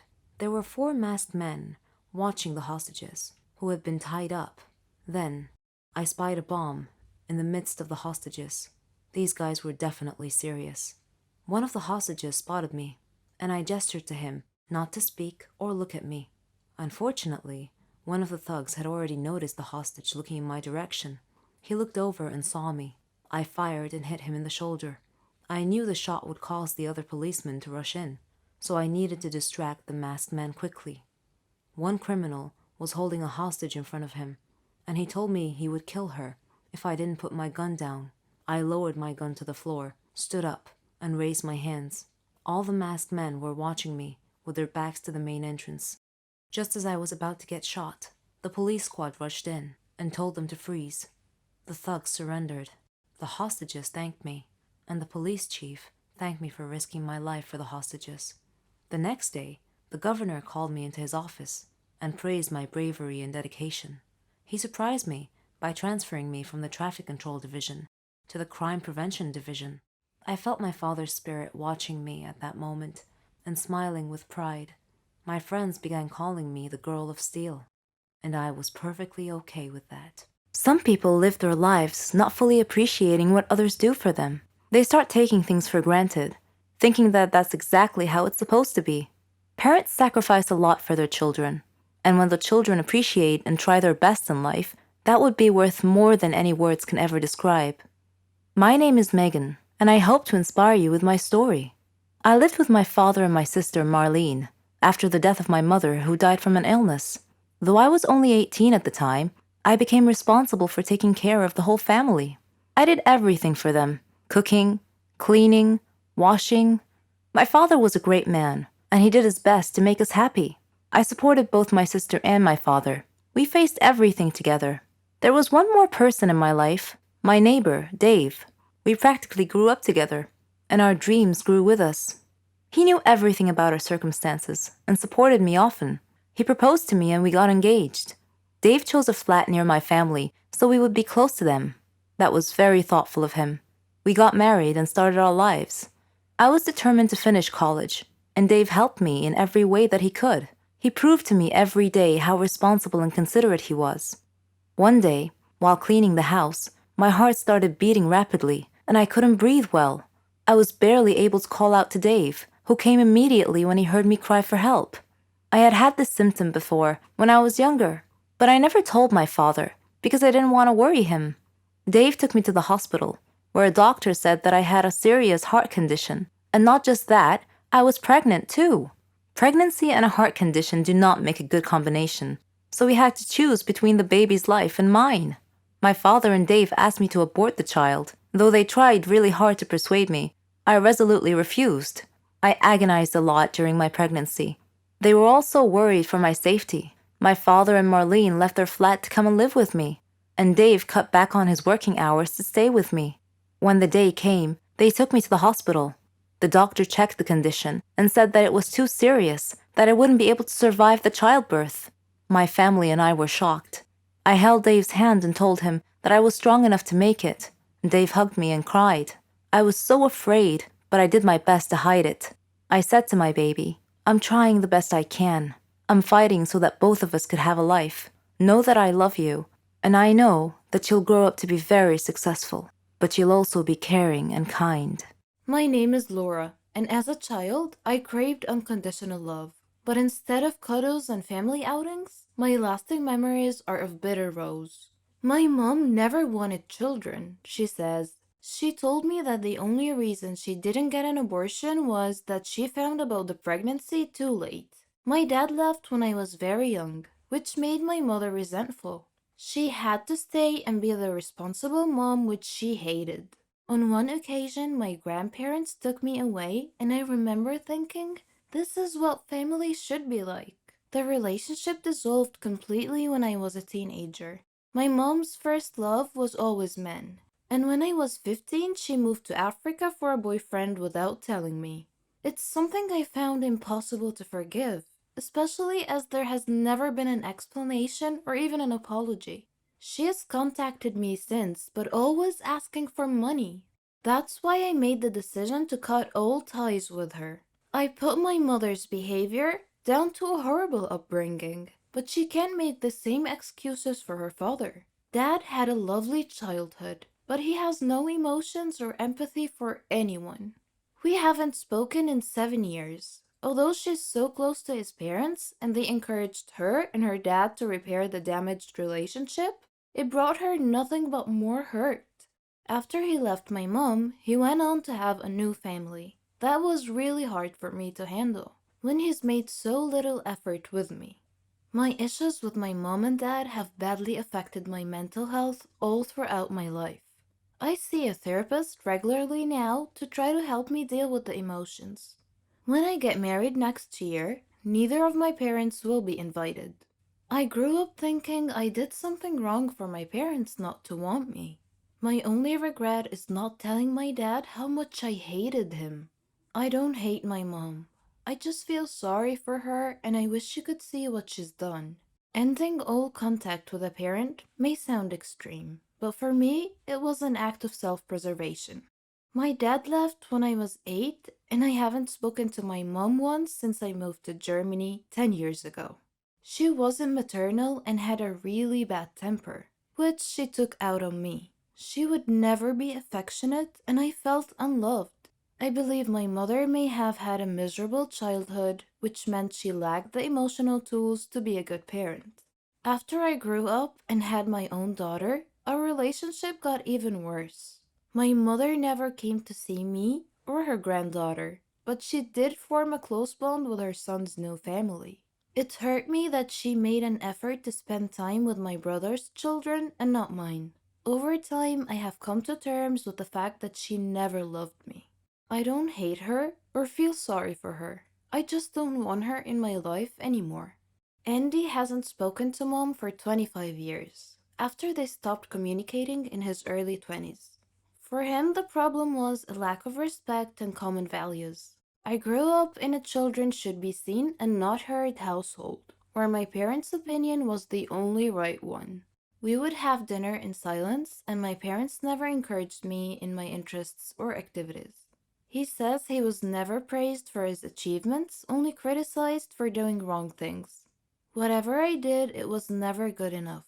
If I did well at something, my dad would always have to prove he was better.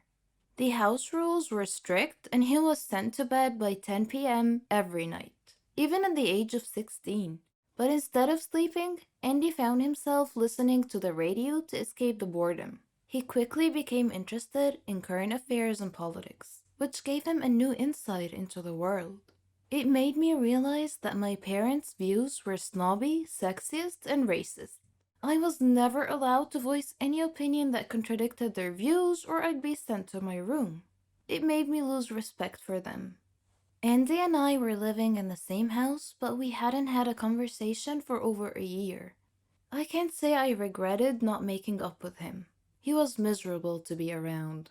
Several years later, Andy graduated from university and bought a house. I was so proud, but my mom told me it was horrible. She said it looked like a council house and asked why he wanted to live in a slum. As his career advanced, she became more critical and constantly compared him with his half-brother. I was 21 and felt successful, but she was ashamed of everything I did because it didn't fit her snobbish ideals. Eventually, he stopped contacting both my mother and his brother, and has never looked back. It wasn't really a difficult decision to make because we had nothing in common and they didn't accept me or my life choices. Andy understands why some people see this as a surprising decision, but has no interest in sustaining a relationship for the sake of it.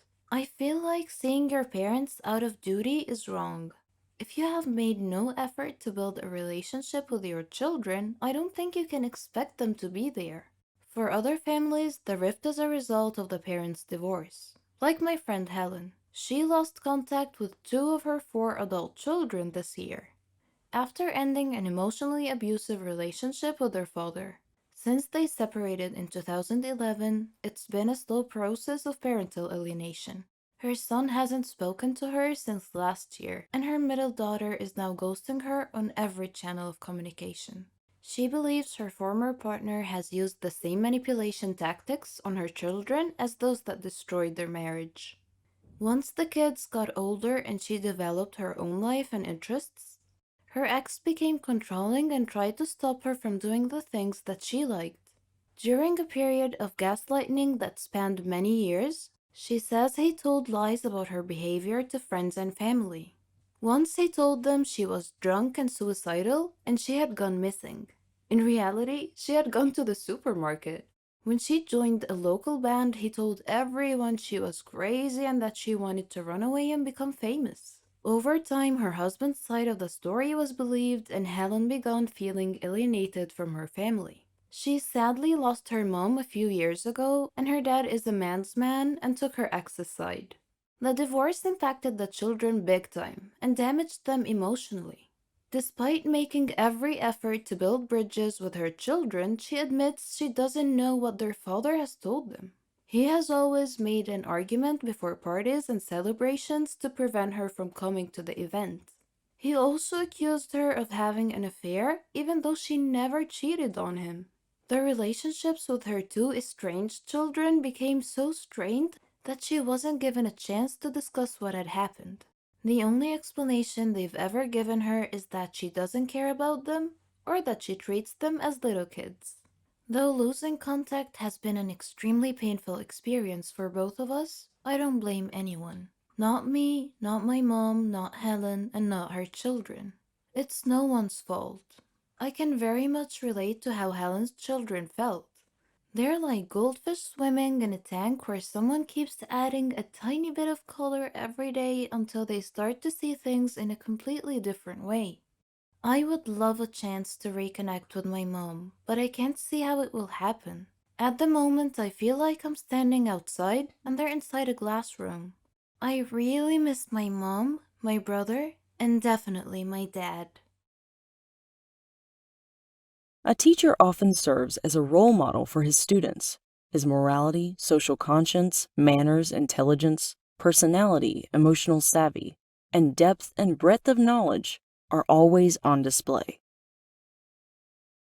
If these are all exemplary, he or she gains his students' respect, admiration, and reverence in the hearts. My name is Patty, and I am 17 years old. I am in my senior year at a prestigious secondary school renowned for having excellent teachers in all subjects.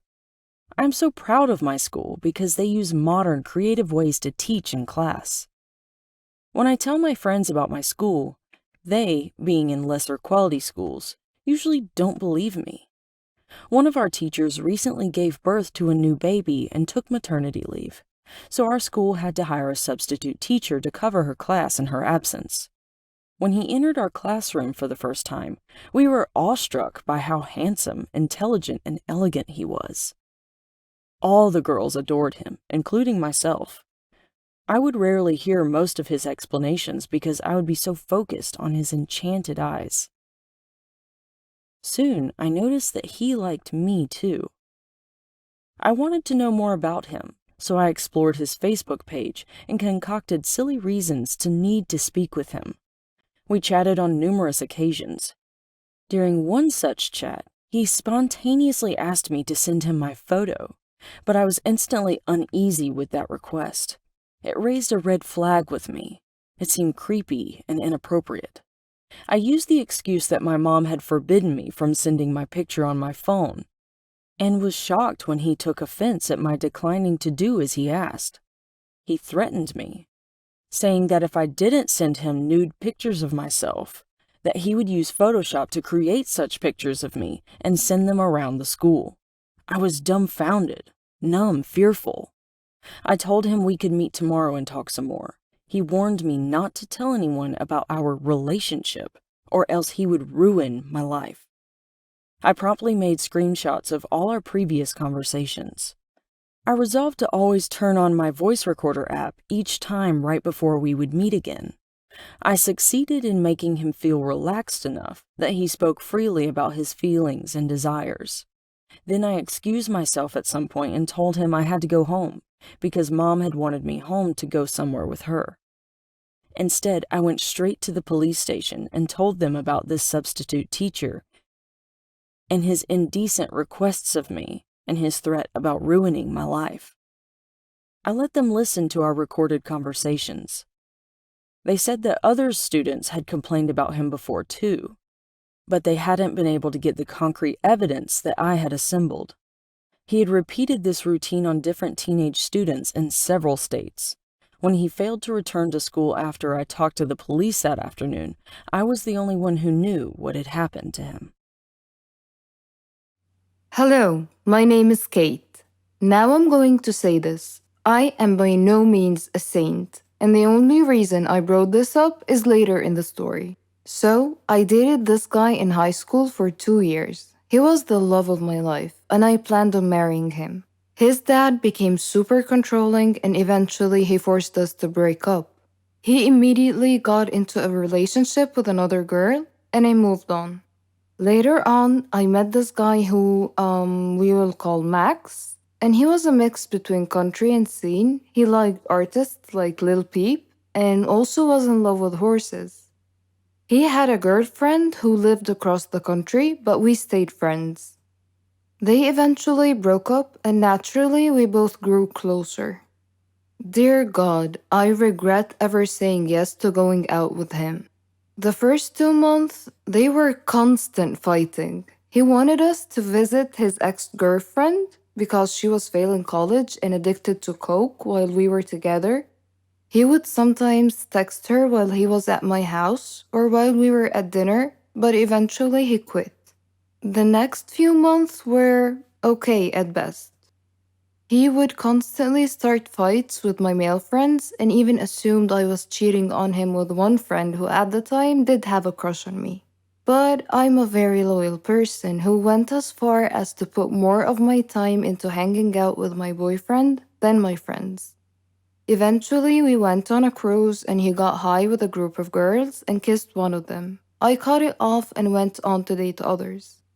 So, he texted me 3 months after breaking up, saying he wants to talk and apologize for what he did. I was still in love with him, so I agreed and we set up a time for when he could come over. I knew instantly when he pulled into my driveway that I was going to regret ever responding. There was no hug, no I miss you, none of that. Instead, he walks up to me, looks me in the eye, and says, I want to get this out of the way. I've dated a lot of people since we broke up. Yeah, nothing wrong with that. I mean, I did the same when we broke up. So I kind of agreed to being just friends and never go back to talking about getting back together for now. But then comes the bullshit. He calls me one night and says, Hey, I want to get back with you. Because honestly, wandering around is boring, and I don't want to jump into things instantly. And I was wondering if dating without labels would be okay with you. When I asked him to elaborate, he replied, as in, I can still go to dinner with other girls, you can go to dinner with other guys, and we'll see what happens. Needless to say, I hung up without saying a word.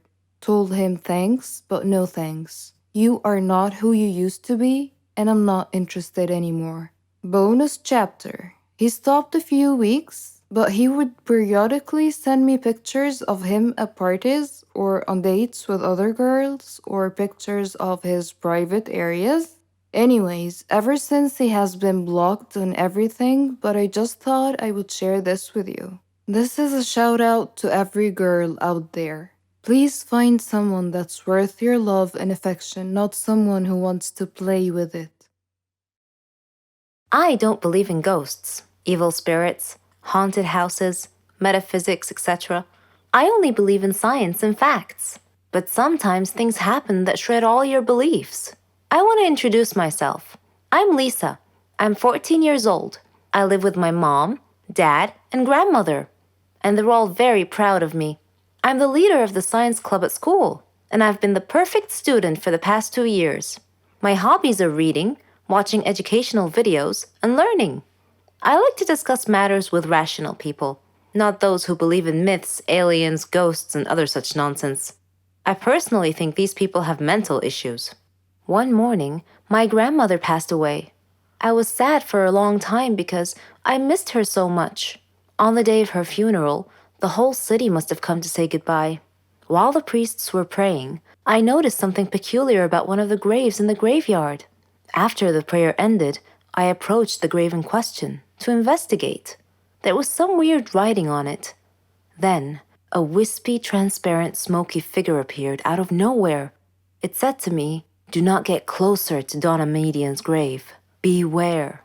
I shivered slightly and asked the apparition who Donna was. And it replied, "Who was she? She was an evil witch who liked to scare people. She was burned at the stake as a witch, but before her death, she swore a curse that if anyone ever approached her grave, her ghost would haunt that person to the day they die." I did not laugh at the apparition's warning. Instead, I turned and returned home, thinking about what had happened. On a sudden defiant impulse, I decided to visit that grave that night to see for myself if the curse was real. I took my dad's flashlight and wore a raincoat. It was pitch black outside. The place was horribly unsettling at night, but I wasn't worried at all. It's not like it was real, right? I entered the gate to the sound of howling dogs and meowing cats. My blood ran cold, and a sudden chill ran through me. I turned on the flashlight and began searching for the grave. My hands were trembling so badly, I dropped the flashlight several times. Sometimes I would step on something crunchy, and I would shine the light downward, only to see that I had stepped on an insect. Sometimes I'd see a cat here and there. Then suddenly, I heard an eerie sound close by. I froze, not daring to move. Slowly, I pointed my light towards the sound and gasped as my light illuminated a dark, shadowy figure. It was about my height and dressed all in black. I spun around and fled as rapidly as my faithful feet could carry me. I dove into bed, but I didn't sleep at all that night. I even left the lights on. The next day, when I woke up, I asked my dad if graveyards had ghosts, and he wondered why I would ask such a question. I was embarrassed and laughed to hide my fear. I told him that I was just curious. That was all. Dad looked at me suspiciously, but continued. I've heard stories, he said, that some people have seen a ghost of a girl from time to time beside Donna Median's grave. I felt my heart sink, and I asked slowly, "Is she about my height and dressed in black?" He replied, "Yes, that's how I've heard the ghost described." "How in the world did you know that?" I looked down casually and answered, "Oh, I read an article about it on the internet last night." My head hurt just thinking about this ghost thing. I made up my mind to prove or disprove it once and for all. I called my friend Laura and persuaded her to come with me to the grave. The following night, we met at the stroke of midnight at the entrance to the graveyard. Laura was shaking and constantly casting glances right and left. The weather was rainy and gloomy. The ground was muddy, and cats were meowing everywhere. It would have made the perfect setting for a supernatural horror movie. While we were looking for Donna's grave, flying bats would occasionally startle Laura, causing her to scream alarmed. As we approached Donna's grave, we suddenly heard a sound behind us. We both turned around at the same time and screamed. A ghost was glaring at us. It asked angrily, "What are you doing beside my grandmother's grave?" "Wait a minute. Are you girls?" She uncovered her face, revealing that she was just a girl, and a beautiful one at that. She told us that her name was Carmen and asked me to turn off the flashlight because it hurt her eyes. I did. Then I asked, "Who are you?" She replied, "I'm the 5th grandchild of Donna Median, the poor woman in this grave who has been wrongly accused." We both whispered back, "Wrongly accused?" She continued saying, "Yes, she was a victim of the Holocaust during World War II. Afterwards, she became a simple doctor who treated people who were afflicted with epilepsy. As usual, there are always some small-minded, superstitious people looking to make trouble for others. They accused her of being a witch because they considered epilepsy to be a disease caused by a demon's touch. I come here every day to put flowers on her grave. People have mistaken me for a ghost because I only come at night. I don't want people to know I'm related to someone they think to be a witch. I don't want to be shunned, scorned, or gossiped about." I tried to comfort her and calm her a little by saying, "Don't worry, Carmen. Your grandmother's spirit may be able to rest in peace if you tell people the truth now. We live in more modern times, and there's no need to worry. I won't tell anyone about you being the ghost. It'll be our little secret." Carmen laughed. She and I became good friends after that. Ever since that day, whenever I hear someone talking about ghosts, I just look at the photo I took of Carmen and I break out laughing. Hello, everyone. I'm Lauren. Did you ever wonder what it would be like to have your life completely destroyed by someone close to you? Ever thought about what you would do then? I didn't have time to think, because that's exactly what happened to me. It all started 2 years ago. I lived a quiet life with my mom and dad and my sister. I loved my family. We were always together. We were happy until that fateful day. My dad got fired from his work, a big company. He had worked there for 20 years. The only money we had then was what he had managed to save over the years. Finding a new job wasn't easy. It was a hard time for all of us, especially my dad. He was becoming desperate. At times, he just sat there, quietly, deep in thought, and I rarely saw him smile since. One late night, we were still up waiting for him when he walked through the door. But something was different. He wasn't walking straight. It was the first time in my life seeing him drunk. I decided to take matters in my own hand. I started job hunting. I was lucky enough to find something suitable at a startup company. The pay was good enough, and the more I worked, the more I earned. I was trying my best to get our life back. I was giving it all I've got. My dad started asking me for money. I was more than happy to give him what he needed. I didn't even ask what it was for.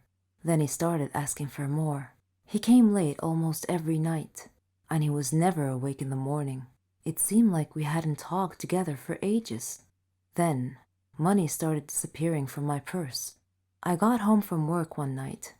It had been a long day, and I was really tired. I put my bag in my room, and I went to the kitchen to find something to eat. I made myself a sandwich, then took it back to my room. But when I got to the door, I saw a shadow moving inside. I thought everyone was asleep, so I opened the door slightly and looked inside. I couldn't believe what I saw. My dad was standing over my bag, and my wallet was in his hand. He found no money in it, so he threw it on the bed and started going through my purse. At that moment, my mom came down the stairs. She had my dad's shirt in her hands and a small pack of white powder. I looked at her face. Her eyes were filled with tears. I tried to speak but found nothing to say. My dad came out of my room. He saw us standing there. Suddenly, everything changed. He tore the shirt and the pack from my mom's hands. He was hysterical.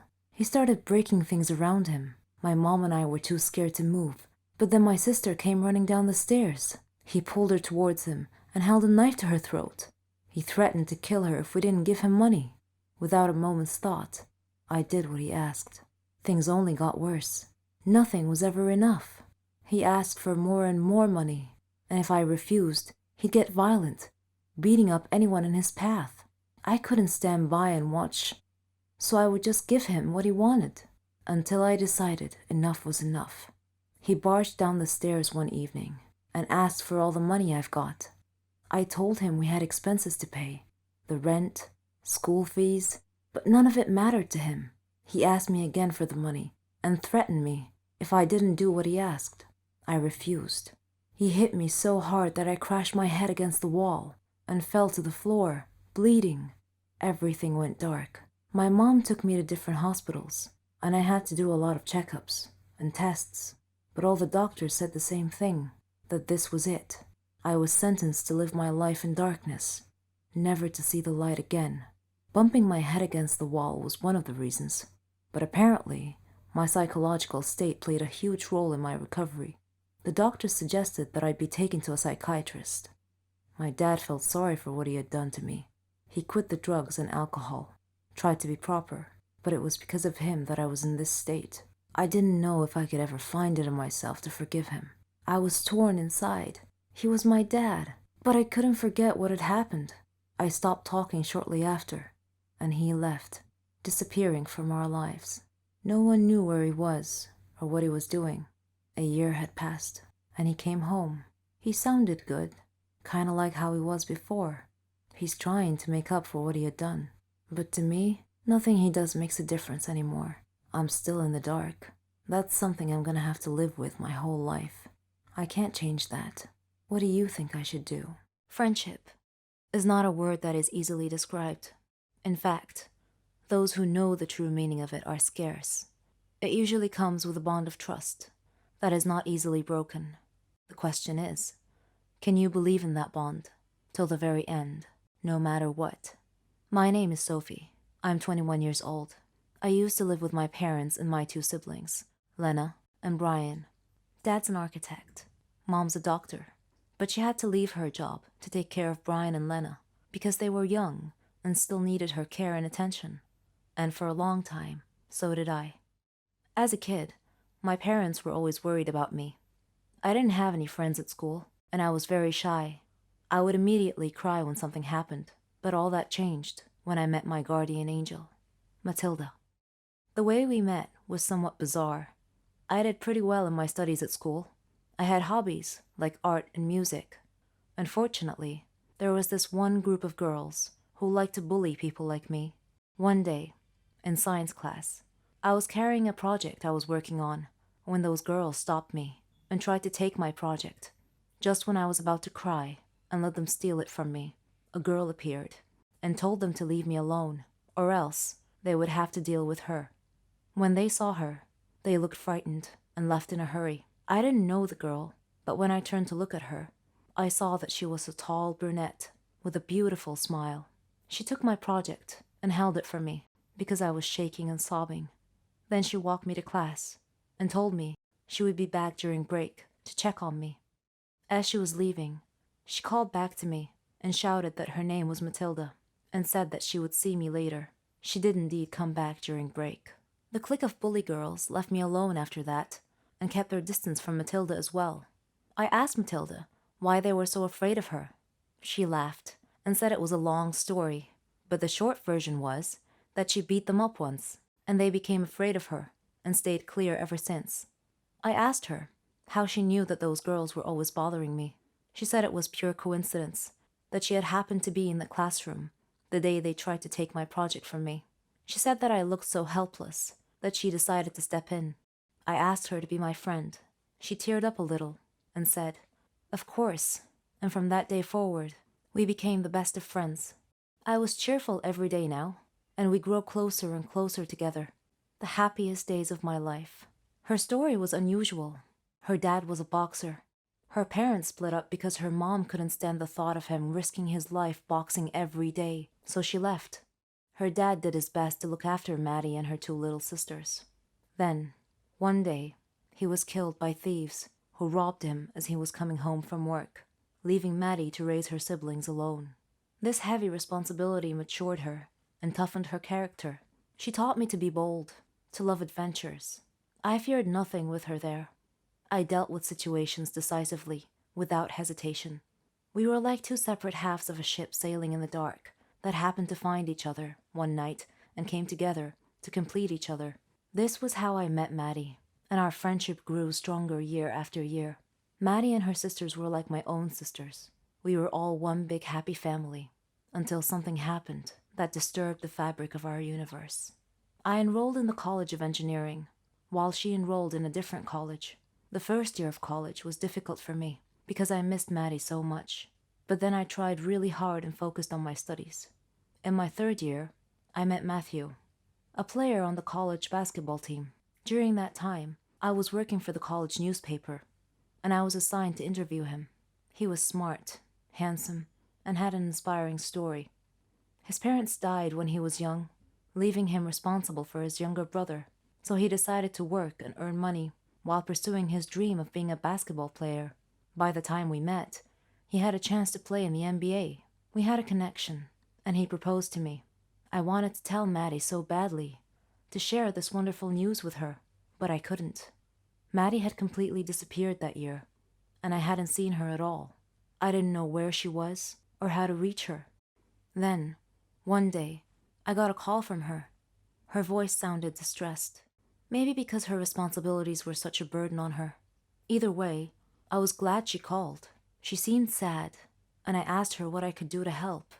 I told her that I wanted to see her, so we could catch up. She agreed, and told me that we needed to get together soon. When we finally met, I saw that she had lost a lot of weight. I asked her why, and she replied that she was working while going to college. She wasn't looking after herself at all, but her eyes told another story. I told her about Matthew, and that we were getting married soon. She smiled, but her joy seemed affected somehow. I didn't know how to describe it. Perhaps it was the disconnected look in her eyes. I wanted to introduce her to Matthew, but apparently they had already met. They spoke politely to each other, but there seemed to be something between them that made us all feel uncomfortable. I didn't know what it was. A while later, Matthew was always nervous about something. He always seemed to be busy with training or games. But was that all there was? At the same time, Maddie had started acting weird as well. Something was going on between them, but I couldn't quite put my finger on it. Whenever her phone rang, Maddie wouldn't answer, or even look to see who was calling. Shortly before my wedding, Maddie had disappeared again without notice. Matthew went back to his normal self, and everything seemed to be fine. The wedding ceremony was going beautifully, until we got to the part where the preacher said, "Anyone who saw a reason why this marriage should not take place, may they speak now or forever hold their peace." Well, it turned out that there was someone who saw a reason why this marriage should not take place, and that someone did speak up. And much to my amazement, it was Maddie. She shouted that Matthew was her fiancé, and that he had deceived her and left her for me. Matthew looked at her with a perplexed look on his face, as if this was news to him. I felt like time had shifted into slow motion. I had to be dreaming. I couldn't imagine why neither of them told me this before. I looked at Maddie and asked if it was true. She said, "I'm done lying to you. I don't want to act anymore. Meeting you has been the most horrible thing that has ever happened to me. My life was going well till I met you. You got everything you wanted, even Matthew. He chose you instead." I was staring, lost for words. Tears started running down my face. "Please leave," I said quietly. Maddie was crying too, yet she smiled and walked away. I didn't understand her behavior. Why did she smile as she walked out of my life? Days later, the answer revealed itself. Matthew and I knew each other well, and what happened at the wedding did not affect us at all. Still, I could see it in Matthew's eyes. He had something to tell me, and one day, he came inside the house with tears in his eyes. I asked what was wrong, if his family was okay. He nodded and said, "They're all fine, Sophie, but there's something I've been wanting to tell you." During those times, when Maddie disappeared without warning, it was because she kept a secret from you. She had a terminal disease. She was dying. I was shocked. He continued and said that she had arranged the scene at the wedding to make me hate her, so that when she died, I wouldn't feel grief or sorrow. That she had loved me so much. Soon after our wedding day, her disease took a turn for the worst, and she died. I was still standing in shock. He gave me the letter she wrote me. "Dear Sophie, I'm sure that up to this point in time, you didn't understand my strange behavior, my sudden change. It was necessary to protect you from the shock of my death. I had no choice but to make you hate me. Don't be upset with me, dear Sophie. These are the last moments in my life, and I just wanted to tell you that I love you. Forever friends, Matilda." I cried like I never did before. I had lost my best friend. Dear Maddie, now I know the reason for your tearful smile when you left the wedding that day. You are still my one true friend. Not a moment has passed without thinking of you. Forgive me for not being there when you needed me most. You will always be in my heart. We lived with a monster who knew no mercy. He would hit and insult us all the time. I wished him dead on a daily basis. He would kick me out of the house often. But as we all know, there comes a turning point in everyone's life that either ends in success or tragedy. Oh, I forgot to introduce myself. My name is Lara. I am the middle sister among 4 siblings. We lived with a cruel father, whose bad behavior had long erased any kind memories we may have once had for him. Our mother was kind, lovely, and responsible. She used to take care of us in every way, but she finally had to abandon us because she just couldn't take any more of father's abuse. I remember the scene vividly to this very day. There was a big fight between my parents. At the end of it, Mother had opened the door while holding a suitcase. We were too young to understand anything at the time. She was crying as she turned and walked out of our lives forever. We were expecting Father's attitude to change after that, but it didn't. He continued mistreating and ridiculing us every opportunity he got, neglecting us completely. He gave us neither food nor clothes, only a very small amount of money to fend for ourselves. What could we do? We had to live with the situation. He would often return home drunk at midnight. Scared, we'd stay quiet in our rooms. The only bright spot in our lives was our dear brother Philip. He was Father's favorite son, which caused us to depend on Philip to get anything we need, like money or other necessities. Philip was so funny. He could make us and even Father laugh. He had a way with Father and could usually manipulate him to protect us a little. We all loved Philip. He was the only sunshine in our miserable, gloomy existence. One day, we woke up in the middle of a stormy weather. We turned on the TV and listened to the news. It said the bad weather had spawned a huge tornado. It was heading our way. They advised people to stay inside. We all looked at each other, knowing full well that our old worn-out roof could not withstand the tornado. Philip said he needed to talk to Father. After he knocked and entered Father's room, we heard Father shouting at Philip. Philip had a look of fear on his face. Father then shouted, "If anyone wants to fix anything at home, then he is welcome to, but I will not fix anything." Philip gasped and said, "But Dad, it's a big tornado." Father then grabbed Philip by the collar and pulled him up close, saying, "Then you go fix it." Philip was so afraid he couldn't swallow. Father dragged Philip to the backyard. He brought nails, wood, a hammer, and a long ladder. Philip was terrified when Father pushed these things at him and told him to get to work. Philip begged, "Please, Dad," but Father just shouted, "Go." Philip took the nails, the hammer, and the wood and began to climb the ladder up to the roof.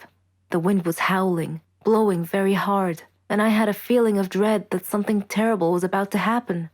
Father just stood there, not worried about Philip's safety at all. To calm us down, Philip looked at us, as if to say, "Don't worry, everyone. I'll be okay." There were many wires on the roof. Suddenly, a strong gust of wind caused Philip to lose his balance, and he reached out to grab onto something to keep from falling. Unfortunately, he got hold of an uninsulated wire. He screamed at once and fell off the roof. We watched, horrified, and began screaming. Father frantically rushed over to Philip's body lying on the ground. He lifted Philip's head into his arms and rocked him gently, but Philip was dead. He got electrocuted. We had never seen Father cry, but he cried a lot that day. At Philip's funeral, we all stood and looked at the photo, showing Philip smiling like an angel. Father hugged us as a group and said, "Please forgive me, kids. I'm so sorry. I didn't realize that I loved you all so much. I'm so sorry for not being a good father." We believed him. We hugged him back. He was being sincere with us for once. From that point on, he was a changed man.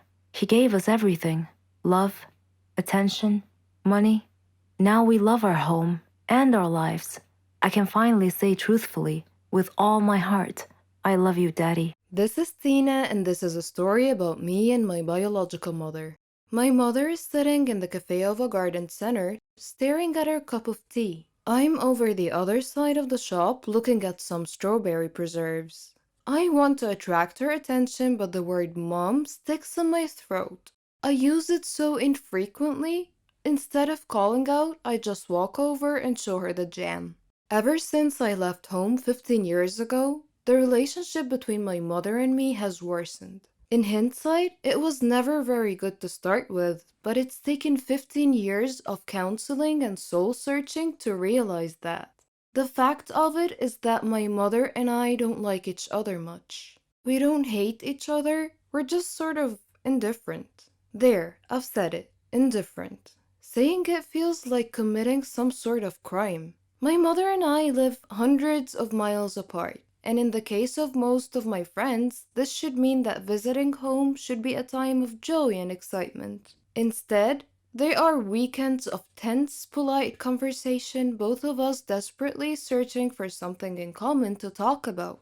And that is usually what she's currently watching on television. As a 20-something woman, I'm constantly surrounded by reminders that my mom should be my best friend. Advertising aimed at my demographic features glamorous, youthful mothers going to the salons with their best friend daughters. Because it's all so alien to me, I tend to become a little bit fixated. I tend to look beyond the principal plot lines of films and become obsessed with the parts that involve a mother and a daughter for a large, loving family headed by a quirky matriarch.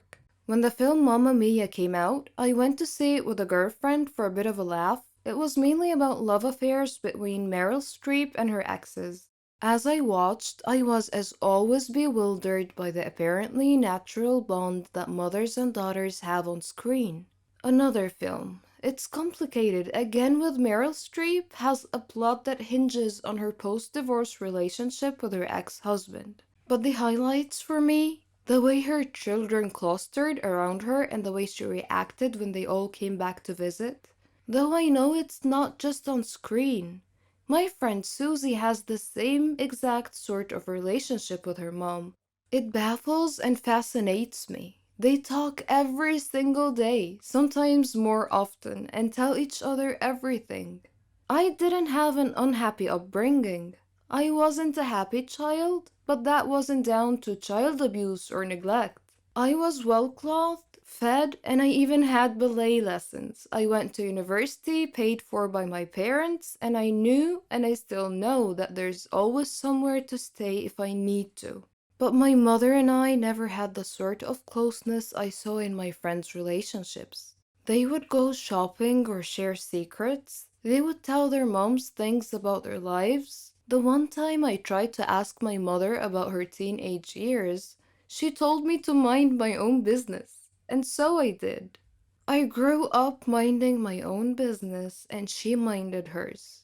I left home as soon as possible and met my now husband at university, and he quickly stepped into the role of best friend and emotional support giver. I made enduring friendships, most of which I believe to be unconditional. Most of my friends believe me to be a loving and caring individual, and I know I could turn to any one of them in an emergency, and them to me. Yet, I cannot remember the last time my mother and I hugged, even though I hug my friends all the time, and the very thought of it makes me cringe. My mother is the last person I go to in a crisis. She is certainly the last person to whom I would tell a secret or a problem. And if I'm honest, I don't need to anymore, as I have my own friends now. But my lack of a close friendship with her bothers other people a lot. When I say that I don't have a close relationship with her, they ask whether we fight a lot. But no, I don't recall ever having a fight with my mother. That would entail caring enough to bother. I used to go through phases of worrying about it and trying to repair the damage, but all the while I was aware that I was doing it for other people. I visit infrequently, but I visit. I do it not so I can see her, but if I'm honest, so her neighbors and family can see me visiting. A few years ago, before I realized I didn't care anymore, I called her up and asked whether we could sort it out. Her answer told me everything I needed to know. Sort what out? I stopped bothering from that moment on. Now my principal concern is explaining to people why I don't see her that often. And I feel guilty for not really having a good enough reason. My parents weren't divorced. My father died a few years ago. There has been no huge family dispute. There's no big skeleton in anyone's cupboard. Well, not mine anyway. I recently went to see a nurse for a routine appointment, and she asked a host of questions about my mother. Eventually, I had to confess that I didn't know half the answers. She asked whether I could find out. My heart sank as I imagined having to give away a detail of my life, such as why I was going to the nurse to my own mother.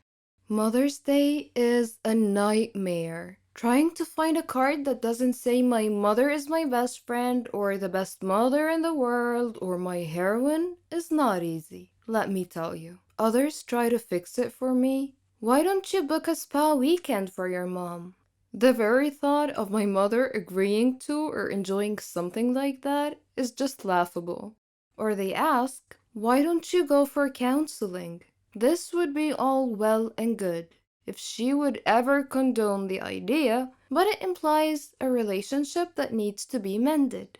Why does it need to be fixed at all? Were my mother a woman I had met on a train and chatted to for half an hour, she would be one of the last people in the world I would want to talk to for a further half hour. If she wasn't my mother, she would be someone I groaned about having to spend any time with. I simply grew up and discovered that I didn't like my mother as a human being. She's not like me. She's self-obsessed, not interested in others, thoughtless, and incapable of genuine warmth.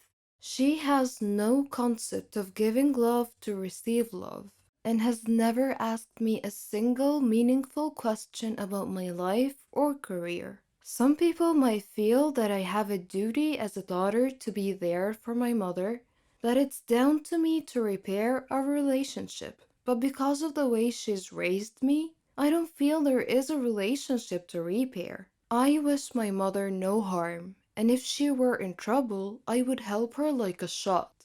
But I would also be there for any of my neighbors and the old man who swears at people from the bus stop across the road. I have been cursed, and it will haunt me for the rest of my life. It all began with a joke at first, but some jokes have serious consequences, and when this happens, your life becomes an uphill struggle. My name is Catherine. I am 16 years old, and I live with my parents and my little sister Mara. I like music, acting, and watching action movies. I play baseball and practice ballet. I've even won a lot of prizes. I just had one problem. I like to make fun of people. It's like an addiction. I never watched what I said, nor did I care who it hurt.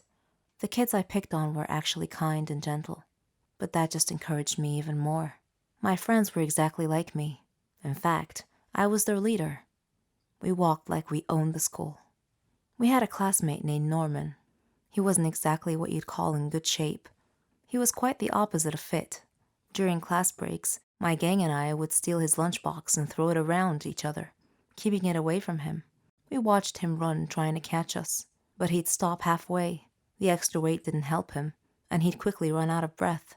Whenever he entered the classroom, we would surprise him by throwing old, musty vegetables and fruits at him. Norman tolerated our teasing. He didn't seem to mind much.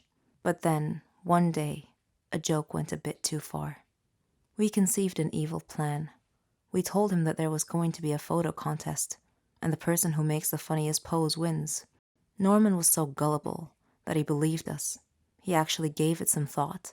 Then he posed for us. We did our best not to burst out laughing while we took pictures for him. The next day, when he came to school, Norman discovered that his photo shoot pictures had been posted all over the classroom walls, and the kids were laughing, writing comments all over the place. Norman was mortified, and he looked around at his classmates' faces. They were all laughing and pointing at him. Norman started crying, and his nose started bleeding. Then he fainted. A teacher had to call an ambulance to take him to the hospital. I certainly didn't expect that to happen. We knew that Norman would get so fatigued sometimes and leave school for the rest of the day, but we didn't know that he had a medical condition, and I felt deep regret.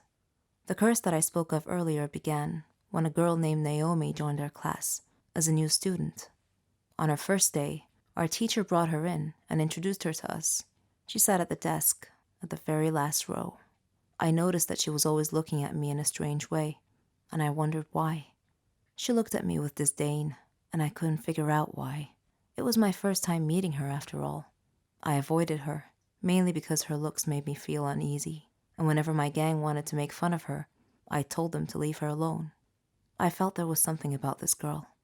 One day, during science class, the teacher had paired us up to do a lab experiment, and I intended to ask her about the way she looked at me. But before I could say anything, she took the initiative and surprised me by broaching the subject herself. "You will pay for what you did to Norman," she said coldly. I looked at her and asked, "How do you know Norman? And what are you talking about?" She replied, "It doesn't matter how I know. I just do."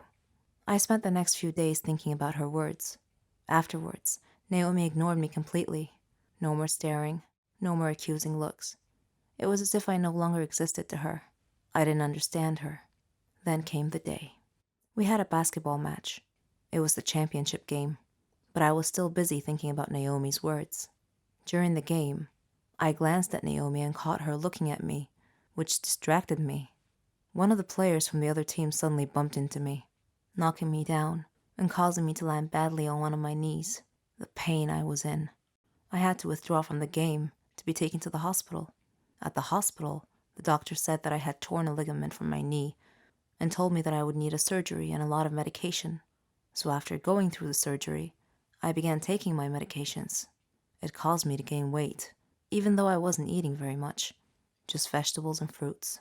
I asked the doctor about my sudden weight gain, and he told me the medications I was taking were affecting my hormonal balance, which rarely happened, but in my case, it did. He said that I would either have to endure great pain or deal with the overweight because it wasn't going to stop. So there you have it, guys. This is the curse that Naomi cast upon me, the price I had to pay for what I did to Norman. Eventually, I got well enough to take my final exams. When I arrived at school, all my friends took one look at me and started laughing. I was now their target, their prey. One of them said, "You're as large as an elephant." "I'll lose weight once I stop taking my medications," I retorted, but no one was listening. I am now living in a nightmare, and I would like to tell Norman that I'm very, very sorry for everything that I've done. I'm a 22-year-old college student and I live with my parents because I refuse to stay at a college dorm and waste my money on the rent, since my campus is in my city. With that being said, my parents have been together since 1985. For the 22 years that I've been living, I have never known my father to entertain other women while he's been married to my mom. He is the best father I could ever ask for. He spoils me and my siblings until this day. My older brother is 25 and my younger brother is 20. He has done and still does so much for my mom and her family. My mom has sickle cell, and my dad has always been a rock for her. He's naturally a giving person and loves helping people. As a father, he's been near perfect. I thought even as a husband he was, until a few days ago. After a hectic day at my niece's christening, my mom noticed that my dad's other phone kept on vibrating. It was on silent, and she asked me to take it off silent. My parents are both in their 50s, so they aren't tech savvy as us.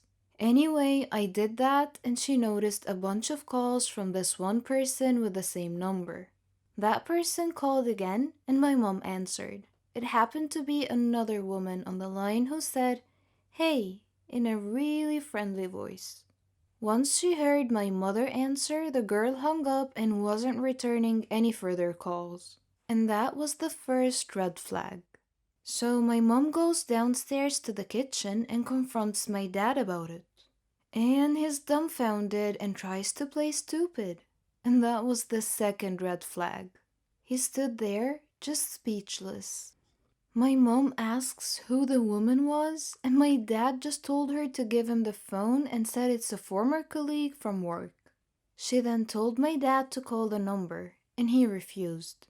My mom questions why they're still in contact if it's a former colleague, and I don't remember what my dad said. However, I remember my dad deleting that lady's number off his phone and telling my mom that he did it because my mom kept trying to call the number. Either way, I'm not an expert in body language, but his reaction screamed guilty. I know how my dad reacts if he's been wronged, and he didn't act like that here. He just tried to defuse the situation and make my mother look crazy, like most lawyers do, as if it was helping him in any way. My dad goes off to say that he rarely uses that phone, but yet it was ringing several times, with a woman on the other line. Some men are so bad at lying. My mom even said that she's seen the same number calling my dad's other phone in the past, but my dad always dismissed it as a work colleague. Ever since then, he's been trying to butter me up and be super nice to me, as if I forgot what happened. I'm so disgusted and broken. Things like this strengthen my idea of never wanting to get married. I just don't believe that men in general are monogamous. It broke me because I always thought my father would never do such thing. People know him as the nice, intelligent guy with the perfect family. He is supposed to drop me off at the airport next week, but I'm contemplating on taking the train there with my luggage instead. I don't think I will ever view him the same way. It's like those movies where a kid finds out that their superhero isn't that crafty after all. I am very overprotective of my family, but I will not side by my father doing my mother wrong, ever. I'm so close to my father, more than my mom, so this is really confusing for me. My mom has been going through a lot. My grandmother has been battling cancer for the past year, and her extended family has turned on her for petty reasons. And to think that my dad and his possible affair being another factor in my mom's pain makes me so angry. My dad knows what she's going through. Why are men like this? Don't get married if you don't see monogamy in the long run. It's that she told me that she can't sleep and wants to get to the bottom of this. She even said she will pull up at his workplace and ask the managers for the lady's address. That's how angry my mom was. I love my dad, but I don't think I will ever look at him the same again. Hello everyone, I'm Lauren. Did you ever wonder what it would be like to have your life completely destroyed by someone close to you? Ever thought about what you would do then? I didn't have time to think, because that's exactly what happened to me. It all started 2 years ago. I lived a quiet life with my mom and dad and my sister. I loved my family. We were always together. We were happy until that fateful day. My dad got fired from his work, a big company. He had worked there for 20 years. The only money we had then was what he had managed to save over the years. Finding a new job wasn't easy. It was a hard time for all of us, especially my dad. He was becoming desperate. At times, he just sat there, quietly, deep in thought, and I rarely saw him smile since. One late night, we were still up waiting for him when he walked through the door. But something was different. He wasn't walking straight. It was the first time in my life seeing him drunk. I decided to take matters in my own hand. I started job hunting. I was lucky enough to find something suitable at a startup company. The pay was good enough, and the more I worked, the more I earned. I was trying my best to get our life back. I was giving it all I've got. My dad started asking me for money. I was more than happy to give him what he needed. I didn't even ask what it was for. Then he started asking for more. He came late almost every night, and he was never awake in the morning. It seemed like we hadn't talked together for ages. Then, money started disappearing from my purse. I got home from work one night. It had been a long day, and I was really tired. I put my bag in my room, and I went to the kitchen to find something to eat. I made myself a sandwich, then took it back to my room. But when I got to the door, I saw a shadow moving inside. I thought everyone was asleep, so I opened the door slightly and looked inside. I couldn't believe what I saw. My dad was standing over my bag, and my wallet was in his hand. He found no money in it, so he threw it on the bed and started going through my purse. At that moment, my mom came down the stairs. She had my dad's shirt in her hands and a small pack of white powder. I looked at her face. Her eyes were filled with tears. I tried to speak, but found nothing to say. My dad came out of my room. He saw us standing there. Suddenly, everything changed. He tore the shirt and the pack from my mom's hands. He was hysterical. He started breaking things around him. My mom and I were too scared to move, but then my sister came running down the stairs. He pulled her towards him and held a knife to her throat. He threatened to kill her if we didn't give him money. Without a moment's thought, I did what he asked. Things only got worse. Nothing was ever enough. He asked for more and more money, and if I refused, he'd get violent, beating up anyone in his path. I couldn't stand by and watch, so I would just give him what he wanted, until I decided enough was enough. He barged down the stairs one evening and asked for all the money I've got. I told him we had expenses to pay, the rent, school fees, but none of it mattered to him. He asked me again for the money and threatened me if I didn't do what he asked. I refused. He hit me so hard that I crashed my head against the wall and fell to the floor, bleeding.